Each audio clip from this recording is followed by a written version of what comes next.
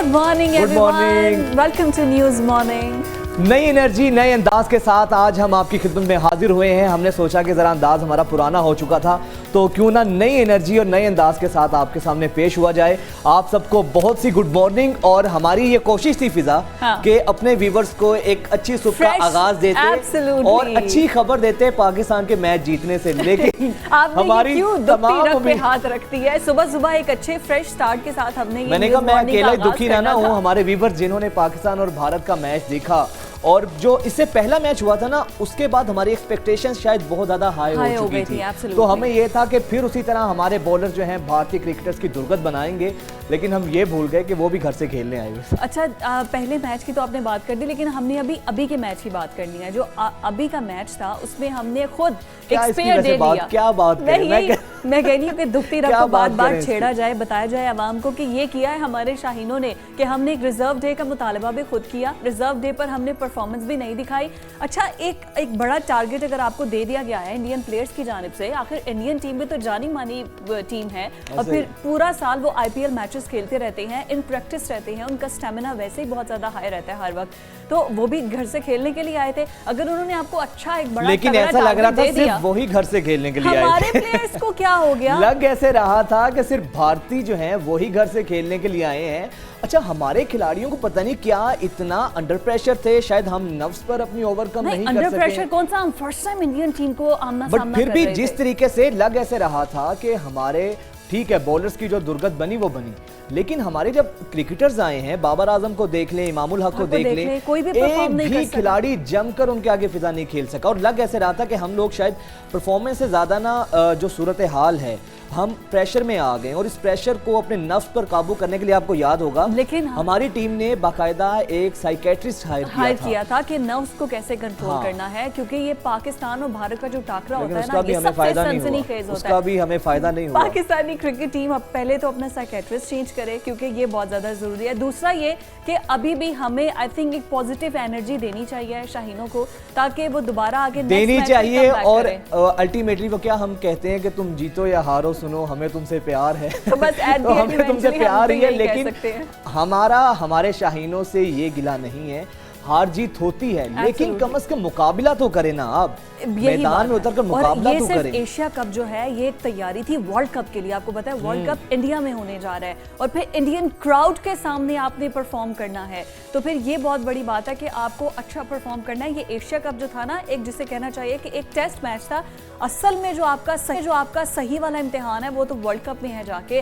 और अगर पहले ही इम्तिहान में ये हालत होगी, 32 ओवर्स में हमारी टीम सिर्फ 128 रन बनाकर परफॉर्म ही नहीं कर सकी है। बदतरीन शिकस्त। मेरा ख्याल है कि इससे पहले हमें पाकिस्तान की हिस्ट्री में भारत से इतनी बुरी शिकस्त नहीं हुई। 256 रन से आई थिंक हम हारे। लेकिन बिल्कुल, लेकिन आपको पता है कि इससे पहले आपको याद होगा कि हमारे बाबर आजम ने और T20 जो वर्ल्ड कप था उसमें रिजवान और बाबर वो दोनों ही काफी थे, और उन्होंने भी इंडियन टीम को दोनों ने अकेले ही निपटा दिया था। आप उसको भी ना भूलें, उसको हम नहीं भूल रहे। लेकिन अब जो चीज हमारे सामने हुई है वही बात है। आप हमारी टीम ने इससे पहले बड़ा जबरदस्त परफॉर्म किया, श्रीलंका को शिकस्त दी हमने, फिर नेपाल को किस तरीके से दी, और पहले मैच में भारत के साथ बड़ा अच्छा मुकाबला किया। या एग्जैक्टली। लेकिन कल क्या हुआ, मुझे ऐसा मसला ये है ना, ये चीज किस्मत पे नहीं डालनी, हर चीज हमने किस्मत पे नहीं डालनी। गर्दिश में थे, लेकिन ये है कि हमारी बैटिंग, बॉलिंग और हमारी फील्डिंग तीनों में हम सफर रहे हैं। किसी एक डिपार्टमेंट में फिजा वही बात है, हार जीत होती है। हमारी फील्डिंग में शायद ऐसे लग रहा था जैसे हमारे जो फील्डर्स हैं उनके हाथों में कोई सुराख है या गेंद बहुत गर्म थी कि जो उनके हाथों में नहीं आ रही, पकड़े ही नहीं जा रहे। इतनी नाकिस फील्डिंग, इतनी नाकिस बैटिंग, और क्या कह सकते हैं, ना हारिस रऊफ परफॉर्म कर सके, ना शाहीन अफरीदी परफॉर्म कर सके। ये हमारे बेस्ट बॉलर्स थे जिन पर हम रिलाई करते थे। लेकिन मुझे ऐसा लगता है कि उन्होंने कहा कि चलो पाकिस्तानी शाहीन, उन्होंने कि चलो कोई नहीं, थोड़ा सा इनको भी जीत लेने दो, ये भी घर से खेलने के लिए थोड़ा सा जीतने क्या इतने बड़े मार्जिन से शिकस्त। लेकिन ये पाकिस्तान के हिस्ट्री में बहुत बड़ा एक सवाल होती रहती है, लेकिन अक्लमंदी और हिकमत का तकाजा यही होता है कि आप अपनी नाकामियों को ओवरकम करें, उनके ऊपर फोकस करें। फील्डिंग में देखें ना, किस फील्डिंग फील्डिंग में, छोटे बच्चों को भी खड़ा कर देना आप, तो वो भी इस तरह इससे अच्छी फील्डिंग कर लेंगे। लेकिन हम वाकई बहुत बुरे तरीके से हारे हैं, और अगर आप इंडियन मीडिया को देख लेना, वो तो ऐसे जश्न मना रहे हैं जैसे भारतीय टीम ने वर्ल्ड कप ही जीत ली है। वो वाकई जश्न मना रहे हैं, और वो इतनी बदतरीन शिकस्त, इतनी बुरी शिकस्त, इंडियन मीडिया की तो 6 सुर्खियां आप देख ले तो ऐसा लगता है कि जैसे कोई पता नहीं पूरी दुनिया से उन्होंने वर्ल्ड कप जीत लिया। पाकिस्तान और भारत का मैच ऐसा होता है, उसको देखकर सबकी ये ख्वाहिश होती है पाकिस्तानियों की भी, हम सारे मैचेस हार जाएं लेकिन इंडिया से ना जीत, चाहे हम वर्ल्ड कप हार जाएं, वर्ल्ड कप का जीतें। फाइनल हम हार जाएं, लेकिन इंडिया से जीतना है। तो फिर इंडियंस की भी यही ख्वाहिश थी कि ठीक है हम सबसे हार जाएं, एशिया कप हारते हैं, हार जाएं, पाकिस्तान से जीत जाएं, और वो हुआ। इसी पर हम मजीद भी आगे बात करते हैं, लेकिन पहले हम अपने नाज़रीन को बताते हैं कि आज के प्रोग्राम की हमारी हाईलाइट्स क्या है, किन इश्यूज पर बात होगी।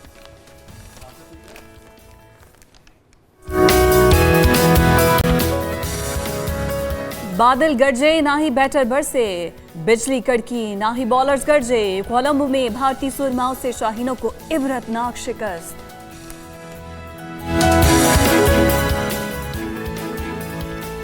सदर मुमलिकत और वजीर कानून की मुलाकात, आरिफ अलवी के इंतखाबात की तारीख देने के इम्कानात, क्या सदर रियासत के पास हैं इख्तियारात।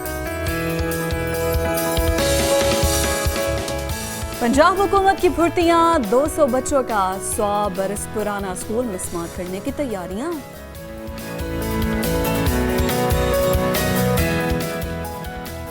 बच्चों का नाश्ता घर में से आपा, 70% बच्चे खाली पेट स्कूल क्यों जाते। और जबरी शादी या जायदाद पर दस्तखत, 2 करोड़ अफराद जाली वीडियो शेयर करते रहे, हक़ाइक़ क्या हैं।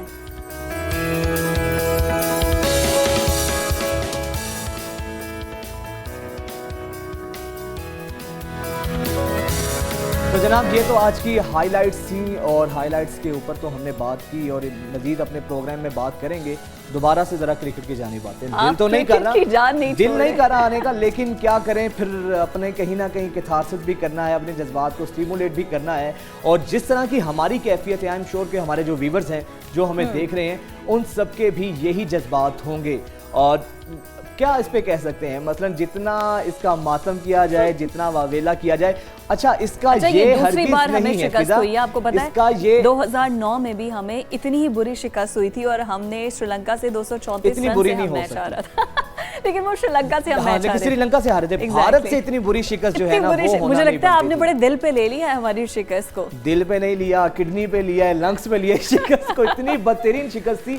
वही बात है, शिकस्त हार जीत खेल में होती रहती है, स्पोर्ट्समैनशिप का मुजाहरा ये होना चाहिए, लेकिन आपकी नाकिस आप मुकाबला तो करें। हाँ, हमारा जो नोहा है, जो हमारा मसला है, जो हमें गिला शिकवा है, वो ये है कि आप कम से कम मुकाबला तो करें फिजा। अच्छा, मुकाबला करने के साथ साथ मसला ये है कि हमने तीनों डिपार्टमेंट्स, ना हमने कोई फील्डिंग में किया, ना हमने कोई एक बंदा भी अच्छा परफॉर्म करता ना, तो थोड़े दिल को तसल्ली होती है कि यार हमारे बॉलिंग ने, हमारे बॉलर्स ने बड़ा कमबैक करने की कोशिश की। चलिए, अगर बॉलर्स ने जो है वो ज्यादा उनकी पिटाई लग गई, तो हमारे बैटर्स ने बड़ी कोशिश की कि मैच में एकदम से कमबैक किया जा सके, लेकिन इस तरह से हुआ नहीं है। और रियलिटी आपके सामने है कि हम एक बदतरीन शिकस्त का हमें सामना करना पड़ा है। इतना इत्तेफाक है कि एक आउट होता है ना, हम कहते हैं चलो हम सारे आपके पीछे पीछे, चाय ठंडी हो रही होती है उनकी, इस वजह से वो कहते हैं कि फौरी जाके चाय पिए। कौम ठंडी करती है करके मैच ने आपको चाय की बड़ी है, लेकिन बट क्या कह सकते हैं, लेकिन अभी भी चांस है, अभी भी हमारे पास मार्जिन है कि हम अगर अपनी इन गलतियों को, इनसे कुछ सीख लें। हार आपको सिखाती बहुत ज़्यादा है। हमारे साथ इसी पर बात करने के लिए चौधरी अशरफ मौजूद हैं, जो कि स्पोर्ट्स एनालिस्ट भी हैं, स्पोर्ट्स रिपोर्टर भी हैं PNN के। चौधरी साहब, मैं आपको वेलकम और गुड मॉर्निंग बिल्कुल नहीं बोलूँगी, क्योंकि हम सबके और पूरे पाकिस्तानियों के जो है ना मूड बड़े ऑफ हैं कल की हार के बाद। तो सुबह ही सुबह आप बताइए, किस तरह से देखते हैं आप पाकिस्तानी मैच की, शाहीनों की कल की परफॉर्मेंस? कहीं पे कोई तो आपके दिल के कोने में कहीं तो उनके लिए मोहब्बत बाकी होगी, तो कोई अच्छी पॉजिटिव वाइब दे दे हमें भी। या चौधरी साहब भी ये कह के अपने दिल को खुश कर लें हमारी तरह कि तुम जीतो या हारो, सुनो हमें तुमसे प्यार है। फिजा और वजाहत, आप लोगों का शुक्रिया, गुड मॉर्निंग आप लोगों को। बात ये है कि ये खेल है, खेल में हार जीत होती है, लेकिन जिस तरह पाकिस्तान टीम हारी उसका दुख है कि पाकिस्तान टीम अगर लड़कर हारती तो इस बात का दुख नहीं होना था तो हमने फिर भी उस वक्त भी यही कहना था, तुम जीतो या हारो हमें तुमसे प्यार है। लेकिन जिस तरह की बदतरीन शिकस्त हुई है वो हम सब के लिए सवालिया निशान है। पाकिस्तान क्रिकेट बोर्ड के लिए, पाकिस्तान टीम मैनेजमेंट के लिए, खिलाड़ियों के लिए, कप्तान बाबर आजम के लिए, क्यों ऐसा हुआ, ऐसा हुआ क्यों? लेकिन कल यही बताया गया है कि जो कप्तान बाबर आजम है उन्होंने अपनी गलती तस्लीम की। टॉस जीतकर उन्होंने जो पहले ना बैटिंग करने का फैसला किया था वही गलती थी सबसे बड़ी। वहीं से गलती की इब्तिदा हुई और फिर गलती पर गलतियां होती गई और फिर हमारे हाथ में कुछ भी न रहा। सिर्फ हमने अपनी टीम को शिकस्त खाते हुए देखा। नो डाउट भारत के बल्लेबाज बहुत बड़े बल्लेबाज हैं। अगर पाकिस्तान के खिलाड़ियों के मुकाबले में देखा जाए तो विराट कोहली 350 मैच खेला हुआ है और हमारा कप्तान 105 मैच खेला हुआ है। तो इसी तरह रोहित शर्मा 250 से ज्यादा वनडे मैचेस खेला हुआ है और हमारा कप्तान है 105 मैच खेला हुआ है। इसी तरह अगर दूसरे के प्लेयर्स, भारतीय प्लेयर्स का देखा जाए तो वो एक्सपीरियंस में पाकिस्तान से बहुत ज्यादा थे। हम खिलाड़ियों की इनफरादी परफॉर्मेंस के बारे में तो बात करेंगे, लेकिन ये सारी गेम देखकर आपको ये नहीं लगा कि हम नर्व्स का शिकार बहुत ज़्यादा नजर आए हैं, बहुत ज़्यादा प्रेशर में आ गए थे और उसके बाद हमने देखा एक भी हमारा खिलाड़ी टिक कर जमकर नहीं खेल सका है। कहीं ना कहीं साइकोलॉजिकली हम डिफीट को एक्सेप्ट कर चुके थे कि ये इतना बड़ा टारगेट है, बहुत मुश्किल होगा इसको चेस करना। वजाहत माजी में अगर आप थोड़ा सा माजी में जाएं तो 2021 के वर्ल्ड कप में बाबर आजम और मोहम्मद रिजवान ने ओपन करते हुए T20 वर्ल्ड कप में भारत को 10 विकेटों से शिकस्त दी थी। 200 से ज्यादा रन का जो टारगेट था उन्होंने बगैर कोई विकेट खोए वहां पर हासिल कर लिया उस वक्त। तो लिहाजा ये क्रिकेट है, हार जीत होती है और कल भारत का दिन था, परसों भारत का दिन था। हमने जो गलती की उसका खमियाजा हमने भुगता, लेकिन आना अभी हम टूर्नामेंट से बाहर नहीं है। अभी भारत के खिलाफ हमारा फाइनल मैच हो सकता है, मगर उसके लिए जरूरी है कि जब हम अभी पॉइंट्स से लेकिन अर्शद साहब सारे का सारा मलबा जो है वो हम सिर्फ इस टॉस जीतकर हमने पहले जो है फील्डिंग का फैसला किया इस पर डाल नहीं सकते। हमारी बॉलिंग बड़ी फ्लॉप रही, हमारी फील्डिंग बहुत फ्लॉप रही, हमारी बैटर्स वो अच्छा परफॉर्म नहीं कर सके। चले कोई एक बॉलर नहीं अच्छा परफॉर्म कर सका या एक बैटर, ये तो पूरी की पूरी टीम ही अच्छा परफॉर्म नहीं कर सकी। तो कुल मिलाकर गलती आप किसको कहेंगे?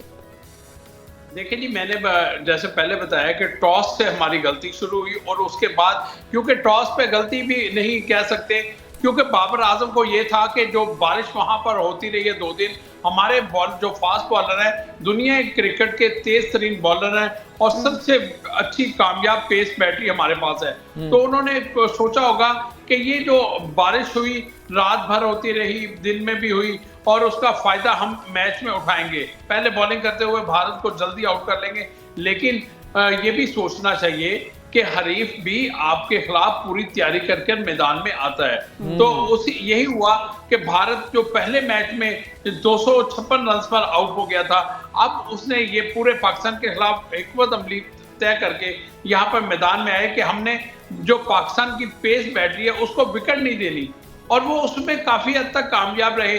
पहली विकेट की शराकत में 121 रन की पार्टनरशिप कायम हुई, तो वहीं से जो मोमेंटम है पाकिस्तानी फास्ट बॉलिंग का वो टूटता गया और फिर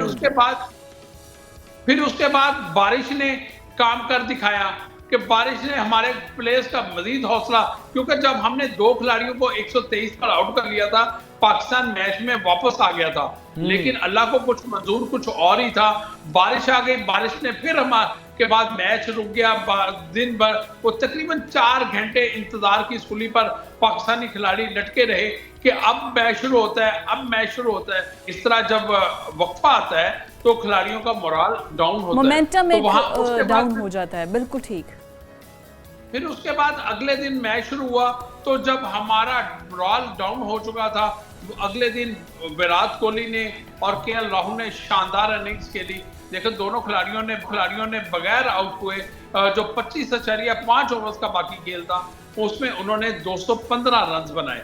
देखें अगर 25.2 ओवर में आप 215 रन की पार्टनरशिप कायम करते हैं तो ये बहुत सारे क्वेश्चन मार्क आते हैं कि हम ना हमारी बॉलिंग चली और ना स्पिन बॉलिंग चली, ना ही फास्ट बॉलिंग चली। और ऊपर से ये हुआ कि हमारा जो फास्ट बॉलर हारिस रऊफ है वो इंजरी का शिकार हो गया, और आखिरी ओवर में उसके बाद नसीम शाह कंधे की इंजरी का शिकार हो गया।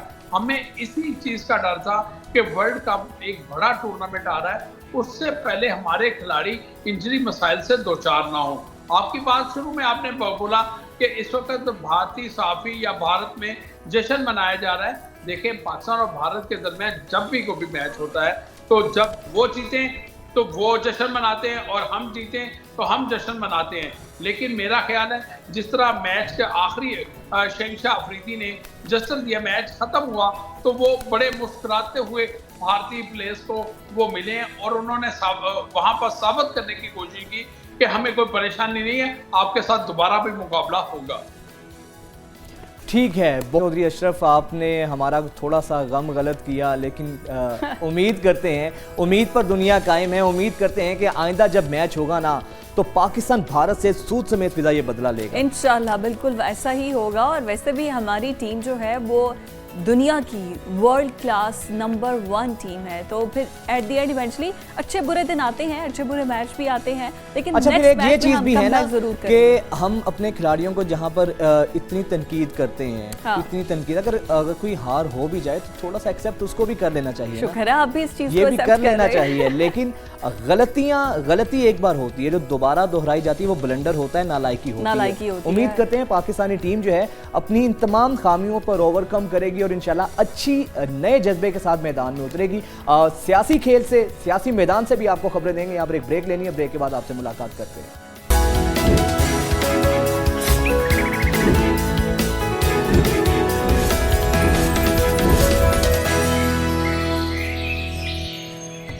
इलेक्शंस 90 दिन में होंगे, 120 दिन में होंगे। इलेक्शन का ऐलान कौन करेगा? इलेक्शन कमीशन की तरफ से किया जाएगा, केयर टेकर सेटअप की तरफ से किया जाएगा, या फिर सदर ममलिकत आरिफ अलवी अब एक्टिव होंगे और फिर इलेक्शंस का ऐलान करके जाएंगे? इतना इब्हाम है पाकिस्तानी सियासत में कि कोई बाहर से बंदा अगर समझने की कोशिश भी करे कि यहाँ पर एक पार्लियामेंट्री सिस्टम किस तरह से काम करता है, इलेक्शंस की डेट किस तरह से दी जा सकती है, उसको भी समझ नहीं आएगा। तो ये यहाँ पर रहने वाली आवाम को मेरे हिसाब से 21 तोपों की सलामी पेश करनी चाहिए कि वो इस सिस्टम के साथ ऐसी गवर्नमेंट को बर्दाश्त करते हैं और इस सिस्टम को बर्दाश्त करते हैं जहाँ पर इलेक्शंस का कोई पता नहीं है, हुकूमतें बदलती रहती हैं, चेहरे बदलते रहते हैं, पॉलिसीज किसी भी एक गवर्नमेंट की आगे हमने पहले भी ये बात कर चुके हैं। जितने भी जमहूरी ममालिक हैं या बड़े बड़े ममालिक हैं, हमने वहाँ पर देखा है कि उनकी नज़र में आइन और कानून उनका इतना मुकद्दम है। इलेक्शंस चाहे, अब टर्की में आपको याद होगा तारीख का बदतरीन ज़ल्ज़ला आया था, लेकिन उसके बावजूद भी वहाँ पे इलेक्शंस 1 घंटा भी डिले इल्तवा का शिकार नहीं हुए। इराक जंगज़दा मुल्क था, जंग में रहा, मुसलसल हालत है जंग में रहा, लेकिन उसके बावजूद भी फिजा हमने देखा कि इलेक्शंस जो है ना वो डिले नहीं हुए, क्योंकि आपकी मुल्की तरक्की, आपकी मुल्की जो मुआशी तरक्की है वो एसोसिएट होती है डायरेक्टली आपकी पॉलिटिकल स्टेबिलिटी से। जब पॉलिटिकल स्टेबिलिटी ही नहीं होगी तो कैसे आप तवक्को कर सकते हैं हमारे मुआशी हालात बेहतर हों? कि स्टेबिलिटी के लिए ज़रूरी है कि सिस्टम एक हो। जब सिस्टम एक होगा ना, जब अब जैसे आरिफ अलवी कहते हैं कि मैं इलेक्शंस की डेट दूंगा, अता तारर कहते हैं कि वो तो खुद अबूरी सदर हैं, उनकी तो मुद्दत ख़त्म हो गई है, अब वो किस तरह से इलेक्शंस की डेट देकर जा सकते हैं? सुप्रीम कोर्ट का फैसला आया था कि इलेक्शंस की डेट अगर कोई दे सकता है तो वो दायरा इख्तियार सिर्फ इलेक्शन कमीशन के पास है। इलेक्शन कमीशन कहता था मेरे पास इतने रिसोर्सेज नहीं है कि मैं इलेक्शन करवा सकूं। आपको अप्रैल के याद नहीं है जब पंजाब और केपी की असम्बलियां डिसॉल्व हुई थी, उसके बाद क्या मजाक हुआ आइन और कानून के साथ? खैर, इसी तमाम तर मामले पर बात करने के लिए सीनियर सहाफ़ी, सीनियर तज्ज़ियाकार ताहिर मलिक साहब हमारे साथ मौजूद हैं। ताहिर साहब, वेलकम टू न्यूज़ मॉर्निंग, खुशामदीद कहते हैं आपको। सर, हमारी तरह आप भी पूरी कौम की तरह इसी भाम का शिकार हैं कि इलेक्शंस कब होंगे या कब नहीं होंगे। वैसे तो सच्ची बात तो यह है जो इस वक्त मुल्क के हालात हैं। सर, शायद आपको नहीं लगता कि एक जो गरीब आदमी है, आम आदमी है, उसकी इससे दिलचस्पी ही नहीं है, वो इस सिस्टम से इतना मायूस हो चुका है, उसको कोई सरोकार ही नहीं है, इलेक्शंस आज हो या कल हो, वो तो बेचारा 2 वक्त की रोटी के लालों में पड़ा हुआ है। सामने नहीं बैठा, मगर मुझे यकीन है कि मैंने अर्ली 90s में मीडिया शुरू किया था और मेरा ख्याल है आप लोगों की एज उतनी होगी, तो मुझे हैरत हो रही थी कि आपकी जनरेशन के बारे में मेरा ख्याल था कि आप लोगों को इतनी पॉलिटिकल सेंस नहीं है कि आप पाकिस्तान को, हमारी जनरेशन को ये बड़ी गलत फहमी हो जाती है कि हम बड़े समझदार हो गए। तो मैं जनाब दोनों की बातें सुन रहा था तो मुझे गलती लगी है जो आपको करेक्ट करनी चाहिए बाकी आपने 99.99% सब कुछ दुरुस्त फरमाया है। वो गलती आपने कहा 21 तोपों की सलामी, मेरा हाल है वो 221 बन गई है। जब मैं 21 आपकी उम्र का था ना, 21 कम है। 21 कम है, देखो let's be honest to each other, ये मेरी उम्र में 21 की हमें बनती थी, अब आपको 221 की बन गई है। बात बड़ी सिंपल सी है, अगर है थोड़ी सी रोमांटिक सी बात है। देखिए जो डेमोक्रेसी है ना, डेमोक्रेसी पहले तो बात है, पाकिस्तान की जो डेमोक्रेसी वो लंडे की डेमोक्रेसी है। मेरा, अब क्योंकि मैं अंदरूनी शहर का रहने वाला हूँ, तो हम लोगों ने बचपन में सारे जो कोट पहने हैं, पैंटे पहनी है, मेरा रंग शंग भी थोड़ा सा उस जमाने में जरा थोड़ा साफ सूफ था, तो मैं जब वहां से लंडे का कोट पहन के आता था ना और ऊपर शर्ट शूट पहनता था, तो मेरे मलेदार कहते थे यार तू यूनानी लगना है, तू तुर्की लगना है। तो हमने वो जो कोट है वो बेसिकली वो जमहूरियत का है ना, वो है वेस्ट का। जिनका ये कोड है ना, जिनके लंडे के हम पुराने कपड़े पहनते हैं, उनमें जो बुनियादी चीज होती है उसमें रूल ऑफ लॉ होता है और इंस्टीट्यूशन होते हैं, इदारे होते हैं। अब कॉमेडी देखें, सदर एक इदारा है, सदर कहता है मैं तारीख दूंगा और वो जराए से खबर चल रही है, मतलब सदर ने कहा कि नहीं करा। सदर के पास ट्विटर भी है, उसके पास पूरा एक इंफॉर्मेशन डिपार्टमेंट है, सदर साहब बताएं जी कि मैं अनाउंस करेंगे, जराए बताएंगे। और ताड़र का क्या काम है, अपोजिशन के हेड का जो इस वक्त हुकूमत में नहीं है, उसका क्या काम है कि वो सदर को कहे कि वो गलत है या सही है। जरा कॉमेडी चेक करें ना। एब्सोल्युटली निगरान हुकूमत आपकी और मेरी तरह मतलब मजे से चाय पी रही है, गप्पे लगा रही है, ताड़र को वक्त पड़ा हुआ है, तो वो कहते हैं कि अपनी तड़ियां मजी सीधियां नहीं। आपका जो मतलब ना इंस्टीट्यूशंस है, और जो इससे भी जो मजेदार बात है कि 47 से लेके आज जो पाकिस्तान की रियासत, जिसमें आप बड़े ऑनरेबल शहरी हैं, मैं भी शामिल हूँ, 18,000 अरब रुपए से ये रियासत चलती है। 18,000 अरब से हमारे पास 30 से ज्यादा इंटेलिजेंस एजेंसीज हैं, हमारे पास 37 से ज्यादा महकमे हैं, 4 हमारे सूबे हैं, आजाद कश्मीर है। मैं अगर नाम बताऊं, जितने इदारे हमने रखे हैं जिनको हम पालते हैं, हम सैलरी देते हैं, हम पेंशन देते हैं, 18,000 अरब की ये रियासत है। और 18,000 अरब में 47 से लेके 2023 तक हम एक वजीर आजम पैदा नहीं कर सके जो वोट से आए और वोट अपनी से मुद्दत पूरी करके जाए। हाँ। बाकी उन अगला सवाल करो। तो अब ये इंडिया है तो फिर हमें सही बातें करता है ना, जैसे भी हैं उन्होंने कम से कम अपनी डेमोक्रेसी को तो डिटेल नहीं होने दिया ना। जैसी मर्जी हुकूमत है, मोदी को आप जितना मर्जी कहें, जो भी आता है 5 साल तो पूरे करता है, यहाँ पर डेमोक्रेसी पूरी नहीं होती, 5 साल ही कोई पूरे नहीं कर सकता। अच्छा, इससे भी आगे अलमिया ये है कि हमारा सिस्टम पार्शल है, हर कोई किसी ना किसी दूसरे इदारे के दबाव के तहत फैसले कर रहा है, कोई भी बाइख्तियार है ही नहीं, हमारा सिस्टम बाइख्तियार है ही नहीं। तो फिर जो हम जैसे नौजवान हैं, हमारा क्या कसूर है कि हमें ये सिस्टम दिया जा रहा है? ये आपका ये कसूर है कि आपका कजन जो है वो जो लंदन में है, जो कनाडा में है, वो आपसे शादी करे और आपको ग्रीन कार्ड दिलवा दे। ये नौजवान का विजन है आज के पाकिस्तानी का, स्वाय उसका पाकिस्तान जो पढ़ा लिखा है, यही इसी में उस बेचारे को अपनी जो है ना बका नजर आती है। हाँ, वो भी तुम जैसे अंग्रेजी ए लेवल वालों को, हम क्योंकि उर्दू मीडियम से पढ़े थे, हमारे पास ये भी चांस नहीं है। हमारे पास यही चांस है कि ठीक है, अल्लाह करे कोई साला जड़ा ना पैसे दे दे, मतलब हम एक दूसरे को जिसम नोच रहे हैं कि अल्लाह करे सोरा साहब मर जाए तो मैंने मकान का हिस्सा मिल जाए। मतलब जो हमारा जो असल जो आपका क्वेश्चन है, जो मैं बार बार कह रहा हूँ, मुझे आप बताएं, इदारे इस तरह होते हैं? किस तरह हो सकता है कि इदारों हमारे अफराद होते हैं? यही तो आपको नहीं वाज़ेह कर सका।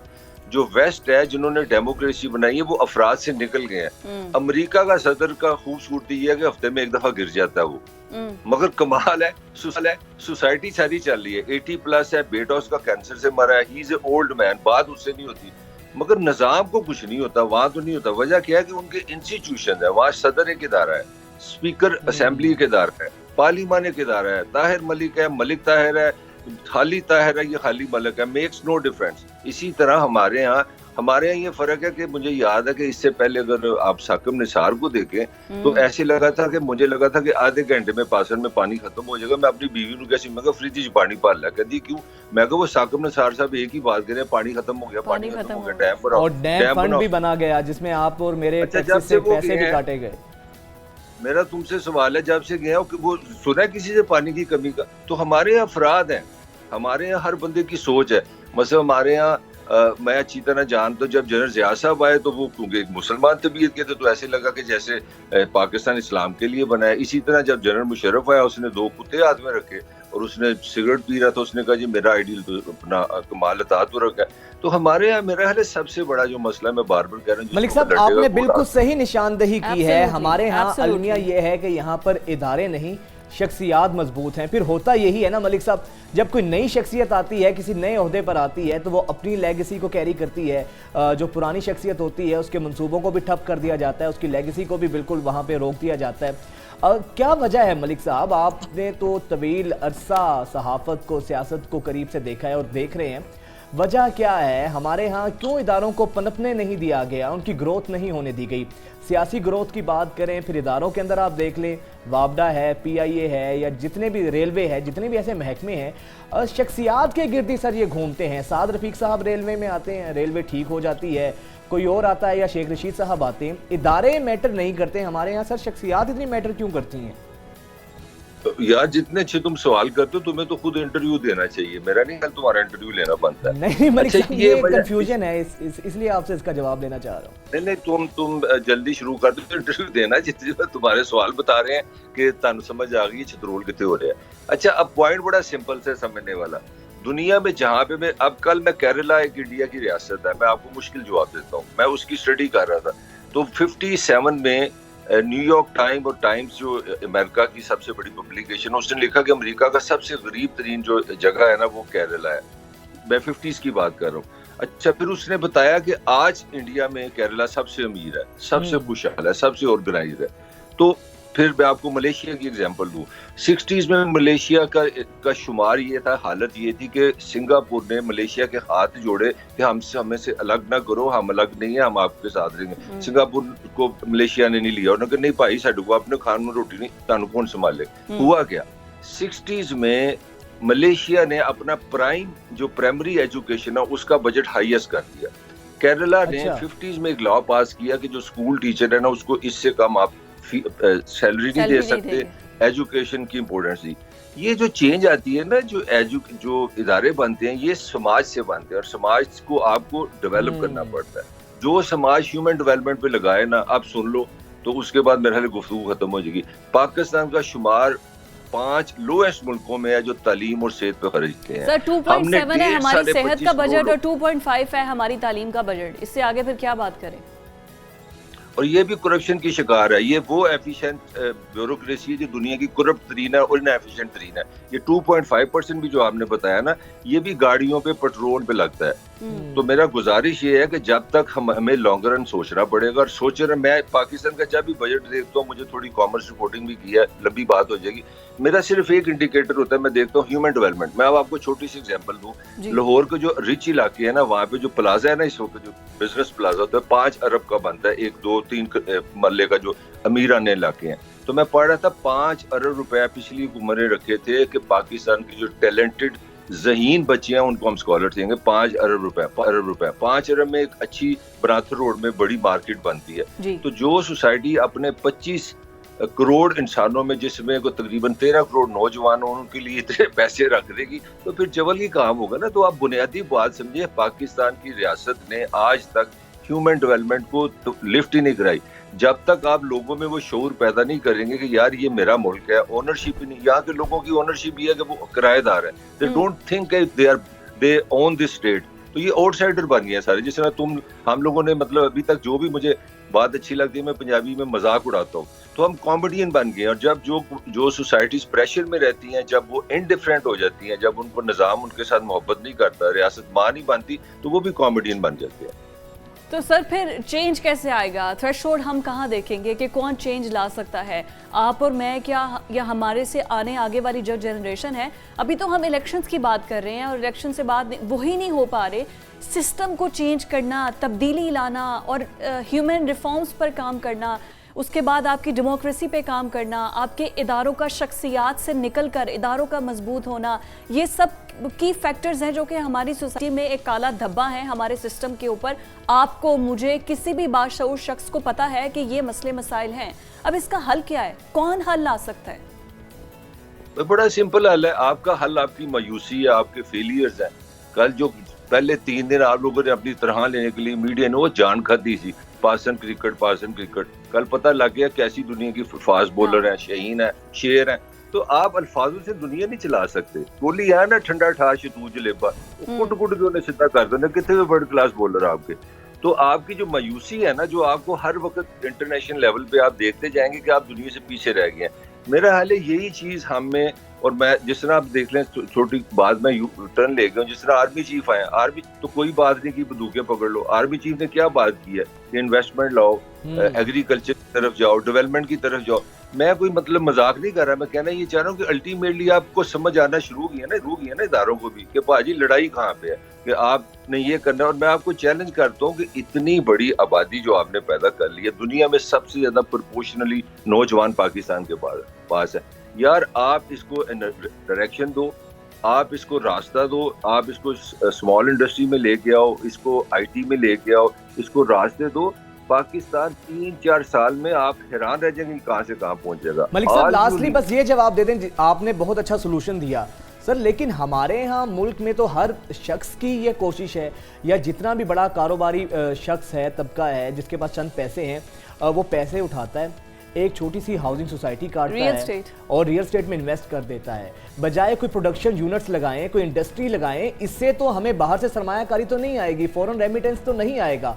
तो सर ये जो हमारे अरबाब इख्तियार हैं या जो अहम ओहदों पर फाइज हैं, जो बासर शख्सियात हैं, वो इन कारोबारी शख्सियात को क्यों नहीं बुलाकर कहती कि ठीक है आपने बहुत सोसाइटीज़ बना ली हैं, बहुत कुछ कर लिया है, अब ज़रा इंडस्ट्री की तरफ आएँ, ताकि हमारी एक्सपोर्ट्स बेहतर होंगी तो हमारी जो इकोनॉमी है वो ग्रो करेगी।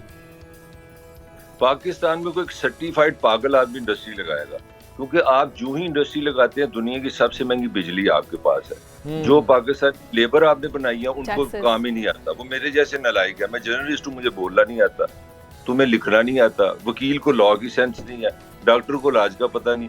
जिस क्वालिटी का आपने बंदा बनाया आगे चलने हैं, फिर आप जब जो ही कोई बिजनेस करते हैं 60 के करीब जो रियासती इदारे आपके ऊपर आ जाते हैं, जी मैं फलां इदारे से आया, मैं फलां इदारे से हूँ। मेरा सवाल ये है, इससे ज्यादा आसान काम नहीं है कि रियासत ने पॉलिसी ये बनाई है कि आप काम चोरी करें, आप लूट के आप जमीन ले लें, हमारे 2 MNA MPs के हमें पैसे दे दें ताकि हम अगली हुकूमत में आ जाएं। तो ये कन्वीनियंस का निज़ाम है जो मैं बार बार आपको कह रहा हूँ, ये फर्दर नहीं चलेगा। अब आपको मैं चैलेंज कर रहा हूँ, आप जो मर्जी 2/3 ले लें, 4/3 ले लें, जो मर्जी पार्टी आ जाए, पाकिस्तान के मसाइल आपकी आंखों के आगे अंदर चले गए हैं।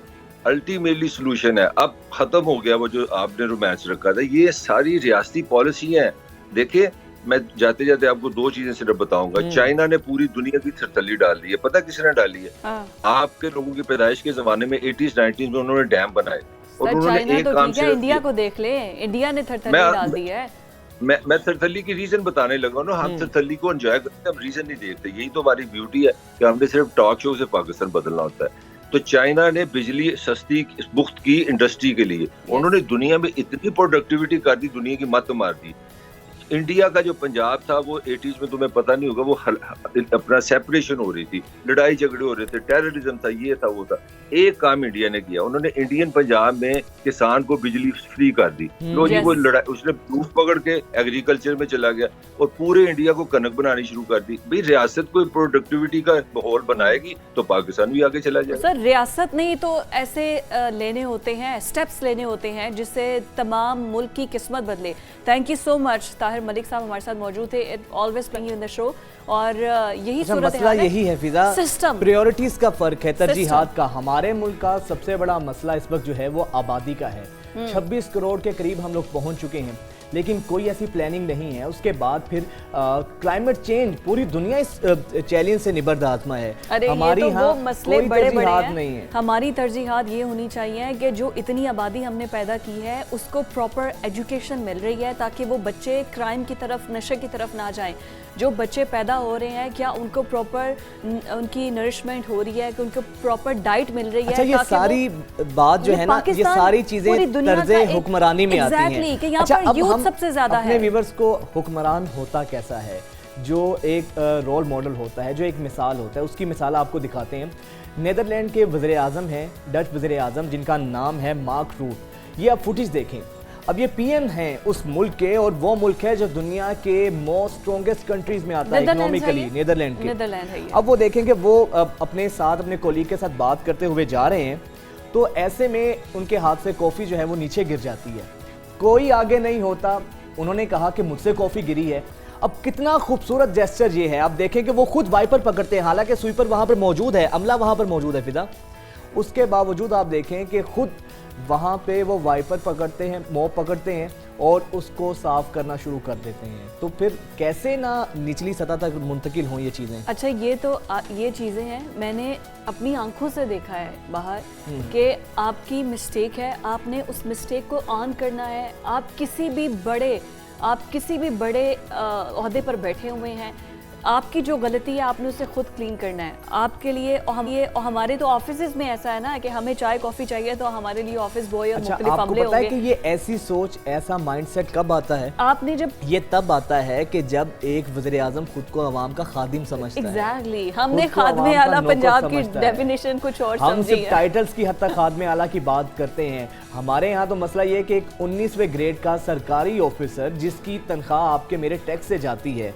वो भी एक छतरी पकड़ने के लिए उसके साथ भी एक शख्स होता है। यही बात कि आपने अगर कॉफ़ी भी बनानी है ना तो आपने खुद रूम में जाना है, कॉफ़ी बनानी है, फिर आपने अपने ऑफिस में लेकर जाना है। अगर आपने डेस्क की सफाई करनी है, यहाँ तक कि वहाँ की सफाई आपने खुद करनी है। आप जिस ऑफिस में मौजूद हैं आपने खुद उसको साफ सुथरा रखना है, उसके लिए आपको कोई हमारा मसला ये है कि हम वैसे इकोनॉमिकली सबसे गरीब मुल्क हैं, बहुत गरीब मुल्क हैं, लेकिन हमारे सरकारी ऑफिसर्स के, हमारे हुक्मरानों के ठाट बाट ऐसे हैं जैसे हमसे अमीर मुल्क कोई नहीं है। अब वो पीएम बेचारा खुद साफ कर रहा है कॉफी जमीन से, और ये है मिसाल। और इस हमारे तो पीएम साहब की माजी में मिसालें ऐसी हैं फिजा, हेलीकॉप्टर में उनके नाश्ते तक एक शहर से दूसरे शहर तक जाते हैं। ये तो कुछ भी नहीं है। केयर टेकर सेटअप में आपको याद नहीं है, जो केयर टेकर सेटअप में जिनको थोड़ी देर के लिए ये जो 4 दिन की चांदनी मिली है, अगर उनके शशके देख लें, उनके प्रोटोकॉल देख लें तो आपको समझ आए कि क्या कुछ होता है इस सिस्टम के अंदर। और अभी तो पॉलिटिशियंस तो चलो मैं कहती हूँ कि ये तो एक ओपन बुक होते हैं ना, इसको आप पिन पॉइंट कर सकते हैं।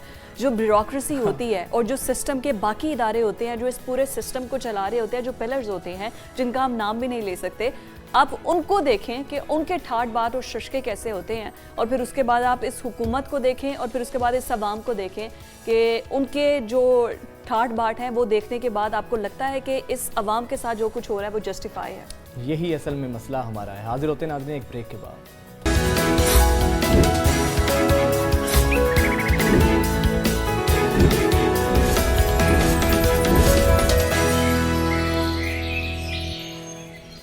नाज़रीन, आजकल हर माँ की एक ही परेशानी है, वो ये है कि बच्चे को नाश्ते में क्या दिया जाए।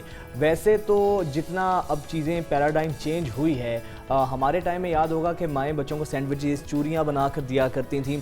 फुल यानी कि ग़िज़ाइयत से भरपूर, न्यूट्रिशन से भरपूर ग़िज़ा होती थी जो हमें दी जाती थी। लेकिन अब जंक फूड का कल्चर आम हुआ है। फ्रोज़न आइटम्स हैं कि सर्व आप निकालते हैं और उनको फ्राई करते हैं और उसके बाद दे दिया जाता है। लेकिन इससे कहीं ना कहीं बच्चों की जो हेल्थ कॉम्प्रोमाइज़ हुई है। अच्छा, फिर दूसरी एक और चीज़ है, बच्चे अक्सर हमारे 70% बच्चे एक रिपोर्ट के मुताबिक वो स्कूल भूखे जाते हैं, भूखे पेट जाते हैं। तो माओ के लिए आजकल का जो सबसे बड़ा चैलेंज है वो चैलेंज ये है कि कोई ऐसी ग़िज़ा हो, कोई ऐसी खुराक हो बच्चों को, कुछ ऐसा लंच बॉक्स हो जो ग़िज़ाइयत से भी भरपूर हो और बच्चे हंसी खुशी उसको खा भी लें, एंजॉय करते हुए खा भी लें। और यही बात है कि जो सुबह का नाश्ता होता है ना वो बड़ा इंपॉर्टेंट होता है और वो बादशाह ज़रूरी है कि अगर वो अपने बच्चों को ग़िज़ाइयत से भरपूर नाश्ता देना चाहती हैं और बच्चों की दिलचस्पी इस तरफ लेकर आना चाहती हैं तो वो इस सेगमेंट जो है ना लाजमी देखें। इसी पर बात करने के लिए हमारे साथ डॉक्टर मोइना उस्मान साहिबा मौजूद हैं। बहुत शुक्रिया डॉक्टर साहिबा, welcome to news morning. Doctor साहिबा, हर माँ का आजकल यही चैलेंज है, उसके लिए बच्चे जो चीज़ खाना चाहते हैं वो सेहत के लिए अच्छी नहीं है। माएँ जो चीज़ बच्चों को देना चाहती हैं वो चीज़ बच्चे खाना नहीं चाहते हैं। तो एक आइडियल बच्चों के लिए ब्रेकफास्ट या एक आइडियल लंच बॉक्स क्या होना चाहिए आज के वक्त में? ठीक है, एक तो आपने बड़ा मच नीडेड टॉपिक इसलिए शुरू किया क्योंकि छुट्टियां रिज्यूम हुई हैं और बच्चों को बिल्कुल आदत नहीं हो रही कि वो नाश्ता करके स्कूल जाएं। नाश्ता जब वो स्किप कर देते हैं, एक तो आप ये देखें कि इसके मल्टीपल, मैं हर वक्त अपने पेशेंट्स को बताती हूँ कि जो नाश्ता है वो करना इसलिए इतना ज़रूरी है क्योंकि आपका पूरा डे जो स्कूल में गुजरना है वो उस पर डिपेंड कर रहा है। तो आप जो सबसे इम्पोर्टेंट, आपकी अटेंशन कैसी बन रही है पढ़ाई में, आपकी परफॉर्मेंस कैसी है, आप कितना गेन कर रहे हैं, फिजिकली कितना एक्टिव है, ये सब आपके सुबह के मील पे डिपेंड कर रहा है। फिर उस पर दूसरा मसला ये होता है कि एक तो नाश्ता स्किप हो जाता है, फिर लंच बॉक्स में ऐसी चीज़ें होती हैं जिसमें हमारे पास न्यूट्रिएंट्स नहीं होते, और आप देखें कि बच्चे का आधा दिन तो स्कूल में गुजर जाता है जिसमें दो मेन मील्स, एक ब्रेकफास्ट और लंच होते हैं। अब आप देखिए जब 6 में से 2 मील्स बिल्कुल ऐसा हो गया जिसमें न्यूट्रिएंट्स नहीं है, तो बच्चों की ग्रोथ पे फर्क पड़ता है। यही एज ग्रोथ की है, मेंटल फिजिकल दोनों ग्रोथ की। तो एक एक मील जो है वो बहुत इंपॉर्टेंट है, स्टेपिंग स्टोन है बच्चे की पूरी डेवलपमेंट में, तो हम इसको इग्नोर नहीं कर सकते। अब आपने बात की है कि आइडियल क्या लेना चाहिए, तो आइडियल सबसे अच्छा तो ये है बच्चों में आपने सारे फूड ग्रुप्स शामिल करके उनकी ग्रोथ में किसी भी चीज़ की कोई कमी ना रह जाए। अब फूड ग्रुप्स कैसे शामिल करने हैं, आप कोई भी कार्बोहाइड्रेट में से ब्रेड, रोटी, पोरे, जिस तरह की कोई चीज़ ऐड कर लेते हैं, लेकिन आपने प्रोटीन भी लाजमी देनी, जैसे अंडा हो गया, कोई शामी हो गया, सॉसेजेस हो गई, ये चीज़ें, और साथ आपने नट्स और फ्रूट्स के छोटे छोटे पोर्शन रखने। अच्छा doctor Moina, sorry to interrupt you, लेकिन बहुत से ऐसे बच्चे होते हैं जिनको ये चीज़ें जैसे पोरेज हो गई, रोटी हो गई, क्योंकि ब्रेकफास्ट जो होता है वो आपने घर से करके जाना होता है, तो बच्चे जिद करते हैं। एक तो सुबह सुबह उठना उनके लिए बड़ा मुश्किल होता है, फिर उठ जाते हैं तो फिर रोते हैं कि हमें ये नहीं खाना, हमें ये नहीं खाना। और स्पेशली रोटी और फ्रूट्स की अगर आप बात कर रहे हैं ना, और दूध अगर बीच में है तो फिर तो बिल्कुल बच्चे नहीं खाते, जिद करते हैं। तो उनको किन फॉर्म्स में दिया जाए, फ्रूट्स को भी किस तरह से दिया जाए, क्योंकि अगर आप उसको काट के भी देंगे बच्चे नहीं खाएंगे। स्मूदीज हो, किस तरह से हो कि बच्चे ब्रेकफास्ट बड़े शौक से खाएं। अच्छा, इसमें एक हैबिट आपने याद रखनी है, मैं हमेशा बताती हूँ कि जो बच्चे लेट नाइट कुछ नहीं खाते और टाइम पे डिनर करके बेड टाइम से घंटा पहले ही डिनर कर लेते हैं, उनको सुबह वो नॉशियस फील नहीं हो रहा होता। ओके, फिर वो ज़रूर नाश्ता करेंगे। और नाश्ते को अगर आपने अपीलिंग बनाना है, आपको इस तरह के सैंडविचेस बना सकते हैं, आप ब्रेड के साथ फ्रूट का कॉम्बिनेशन ले सकते हैं, कोई हनी या इस तरह का स्प्रेड लगा के स्मूदी बना सकते हैं, बहुत अच्छी रहती है। मिल्क शेक्स बहुत अच्छे रहते हैं। ये वो चीज़ें हैं जो हेल्दी रहती हैं, बजाय इसके कि आप कुछ भी ना खाएं या आप जैसे कोई बिस्किट जैसी चीज़ खा लें, वो बिल्कुल ठीक नहीं है, क्योंकि उसकी एनर्जी रहनी है आधा घंटा, उसके बाद आपका अटेंशन स्पैन ख़राब हो जाना है। तो उससे अच्छा ये है कि आप किसी भी फॉर्म में, अगर आप बॉयल्ड एग नहीं बच्चे सुबह ले रहे हैं, आप किसी ऑमलेट की फॉर्म में एग दे सकते हैं। कुछ शामी ऐसे जो उन्हें पसंद हो, जिनमें उन्हें चिकन या इस तरह की चीज़ मिल जाए, वो उन्हें सुबह दिए जा सकते हैं। और दूसरा ये कि ख़ास तौर पे छोटी एज के बच्चे जब एक दफ़ा चीज़ उनको पसंद नहीं आ, देना छोड़ देते हैं कि ये इसे पसंद नहीं है, बच्चों को 7 to 8 टाइम्स एक फूड ग्रुप ऑफर करते हैं, फिर उनका टेस्ट डेवलप होना शुरू होता है। एब्सोल्युटली, ठीक है। अच्छा डॉक्टर साहिबा, ये बताइएगा कि अब जिन मदर्स के लिए सबसे बड़ा चैलेंज ये है कि बच्चों को शुरू से ही आदत डल चुकी होती है जंक फूड खाने की, फ्रोज़न आइटम्स की, तो वो जो हेल्दी डाइट है उसको, फ्रूट्स बच्चे आजकल बहुत कम खाते हैं, दूध पीने का जो रुझान है बच्चों में बहुत कम हो गया है, तो क्या ऐसी पेरेंट्स को अट्रैक्शन पैदा करनी चाहिए कि बच्चों की इस तरफ तवज्जो हो, ज़रा बच्चे शौक से उन चीज़ों को खाएं? करना क्या चाहिए? डाइट किस तरह बच्चों की चेंज कर सकते हैं पेरेंट्स?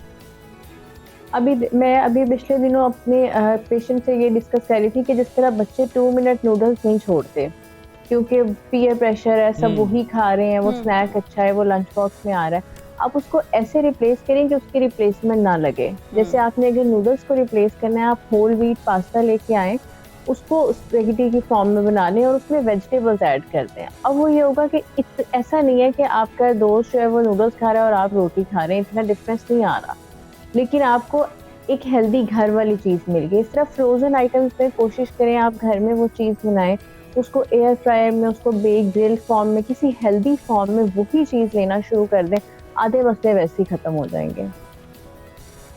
अच्छा doctor Moina, this is true. अच्छा, अब मैं अगर बिल्कुल रियलिटी बेस पर आ जाएं, जो हम अपने घर के बच्चों की ज़िद्दें जो है ना वो हम देखते हैं कि सुबह सुबह उठ के मामा हमने ये नहीं खाना, हमने दूध नहीं पीना, ब्रेकफास्ट तो हमने किसी तरीके से उनको दे दिया, आपने कुछ भी उन्हें खिला दिया, किसी भी फॉर्म में खिला दिया। अब लंच बॉक्स जो उन्होंने अपने रिसेस टाइम में लेना है, उसमें क्या फूड आइटम्स होनी चाहिए हैं, और स्पेशली बच्चे जब उस अपने लंच बॉक्स खोलते हैं तो उस लंच बॉक्स को फिर वो अपनी फ्रेंड्स के साथ भी जो है कंपैरिजन में शेयर के साथ साथ कंपैरिजन होता है कि आज हमारी मामा ने हमें ये बना के दिया, आज हमारी मामा ने हमें ये बना के दिया, तो वो उसको किस तरह से बच्चों को जो है वो कितना हेल्दी होना चाहिए lunch box? School lunch box again जिस तरह मैंने पहले बात की थी कि वो क्योंकि आपके मिड आता है स्कूल टाइमिंग्स के, तो वो उतना ही इम्पोर्टेंट है जितना एक नाश्ते का मील इम्पोर्टेंट है, क्योंकि आगे सारी जो आपकी कंसंट्रेशन है, परफॉर्मेंस है, वो सारी उस पर डिपेंड करती है, खास तौर पे अगर आपने नाश्ता भी लाइट किया हुआ है।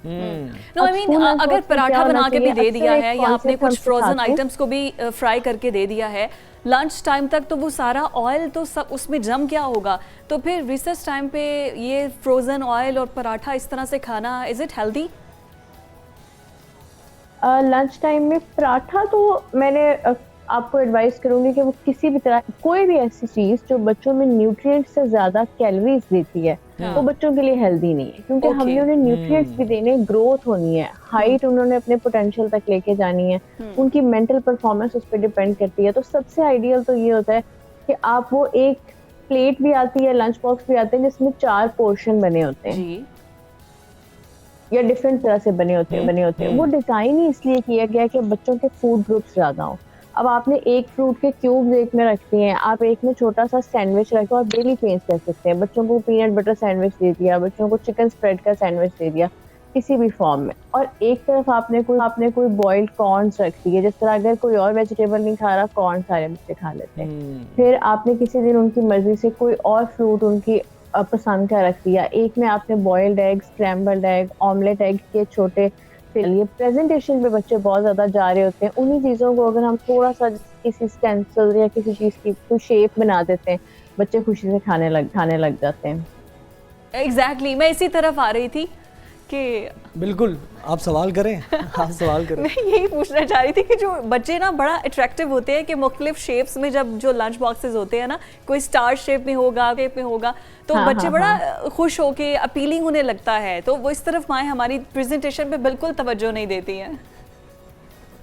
बस इसलिए क्योंकि टाइम उस टाइम, हालांकि अगर आप इन चीजों की तरफ जाना शुरू करें तो ये टाइम टेकिंग नहीं है। आपने बस थोड़ा सा सुबह ऐसा एफर्ट करनी है कि उसकी वजह से बच्चों को, आपने देखा होगा जब हम लंच बॉक्स डिजाइन करना सिखा रहे होते हैं पिकी ईटर्स को या इस तरह की मदर्स को जो बच्चे नहीं खा रहे, तो आपने ऑलिव्स से उनकी आईज बना दी हैं, आपने कुकम्बर या कैरेट पकड़ के उनकी कोई फेस बना दिया या कुछ तरह की चीज कर दी, तो बच्चों के लिए एक बड़े मजे की चीज भी होती है, इस बहाने वो वेजिटेबल्स भी खा रहे होते हैं। राइट, बहुत शुक्रिया डॉक्टर मोइना हमारे साथ मौजूद थी। और हर घर का मसला ये होता है कि बच्चों को ब्रेकफास्ट में दिया क्या जाए। और फाइनली अच्छा, लास्टली पेरेंट्स से मैं भी ये रिक्वेस्ट करूंगा कि खुदारा बच्चों की जिद के आगे इस चीज पे ना बात माने कि बच्चे कोई भी ओल फोल या कोई भी जंक फूड खाना चाहें तो आप उनको वो ना खिलाएं, सेहत के हवाले से लाजमी फोकस करें। हाजिर होते हैं एक ब्रेक के बाद।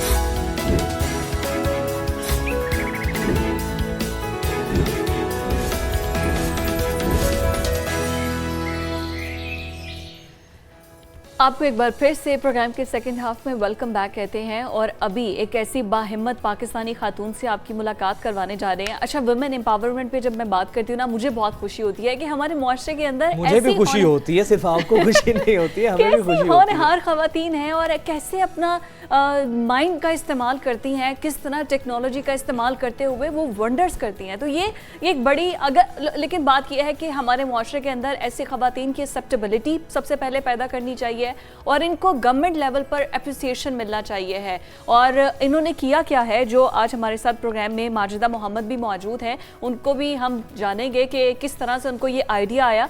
उन्होंने प्लास्टिक की ईंटों से पूरा घर बनाया है, जिससे एक वो कितना फजा के लिए आलूदा होता है। तो ये जो इन्होंने किया क्या है कि इन्होंने प्लास्टिक से पूरा एक घर बनाया है, प्लास्टिक की ईंटों से, और ये मेडिकल सेंटर के तौर पर इस्तेमाल किया जा रहा है। इसमें कचरे से प्लास्टिक को रिसाइकल करके ये फिजा कितनी अच्छी चीज है कि कचरा जो कि वेस्ट होता है, वेस्ट को आप इतना यूजफुल बनाते हैं कि उससे आपने पूरा घर ही बना डाला है। अच्छा, सिर्फ घर नहीं बनाया, पूरा हॉस्पिटल बना डाला है और कचरे की प्लास्टिक रिसाइकल करके फिजा 2 मंजिला इमारत बनाई है। और इससे जबरदस्त मैं कहता हूं कि हम टैलेंट की बात करते हैं ना फिजा, अक्सर 4 लोगों ने मिलकर 8 घंटे में ये मेडिकल सेंटर बनाया, जिसमें रूम्स भी हैं, विंडोज भी हैं। वाह, क्या बात अच्छा, है। एक तो टाइम सेविंग देखें कितनी हुई है, फिर उसके बाद देखें कि इकोनॉमिकली ये कितना है लेकिन हम दाद देंगे माजिदा को कि जिन्होंने अपने शानदार टैलेंट की हम बात करते हैं ना, वैसे फिजा पाकिस्तान में टैलेंट की कमी नहीं है, और हम ये बात जो कहते हैं कि हमारी खवातीन मर्दों से कम नहीं है, ये हम रस्मन नहीं कहते हैं।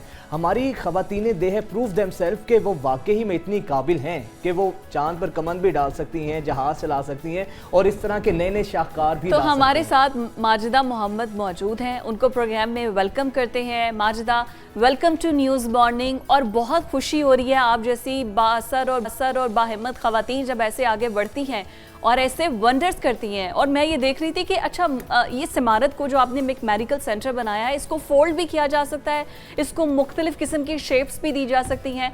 तो ये सिलसिला, ये आइडिया शुरू कहाँ से हुआ? अस्सलाम वालेकुम। बहुत खुशी हुई मुझे आज आपके प्रोग्राम में आकर और अपने प्रोडक्ट के बारे में बताकर कि प्रोडक्ट को जो है वो हमारे रिकॉग्नाइज किया जा रहा है आपके न्यूज़ चैनल की तरफ से।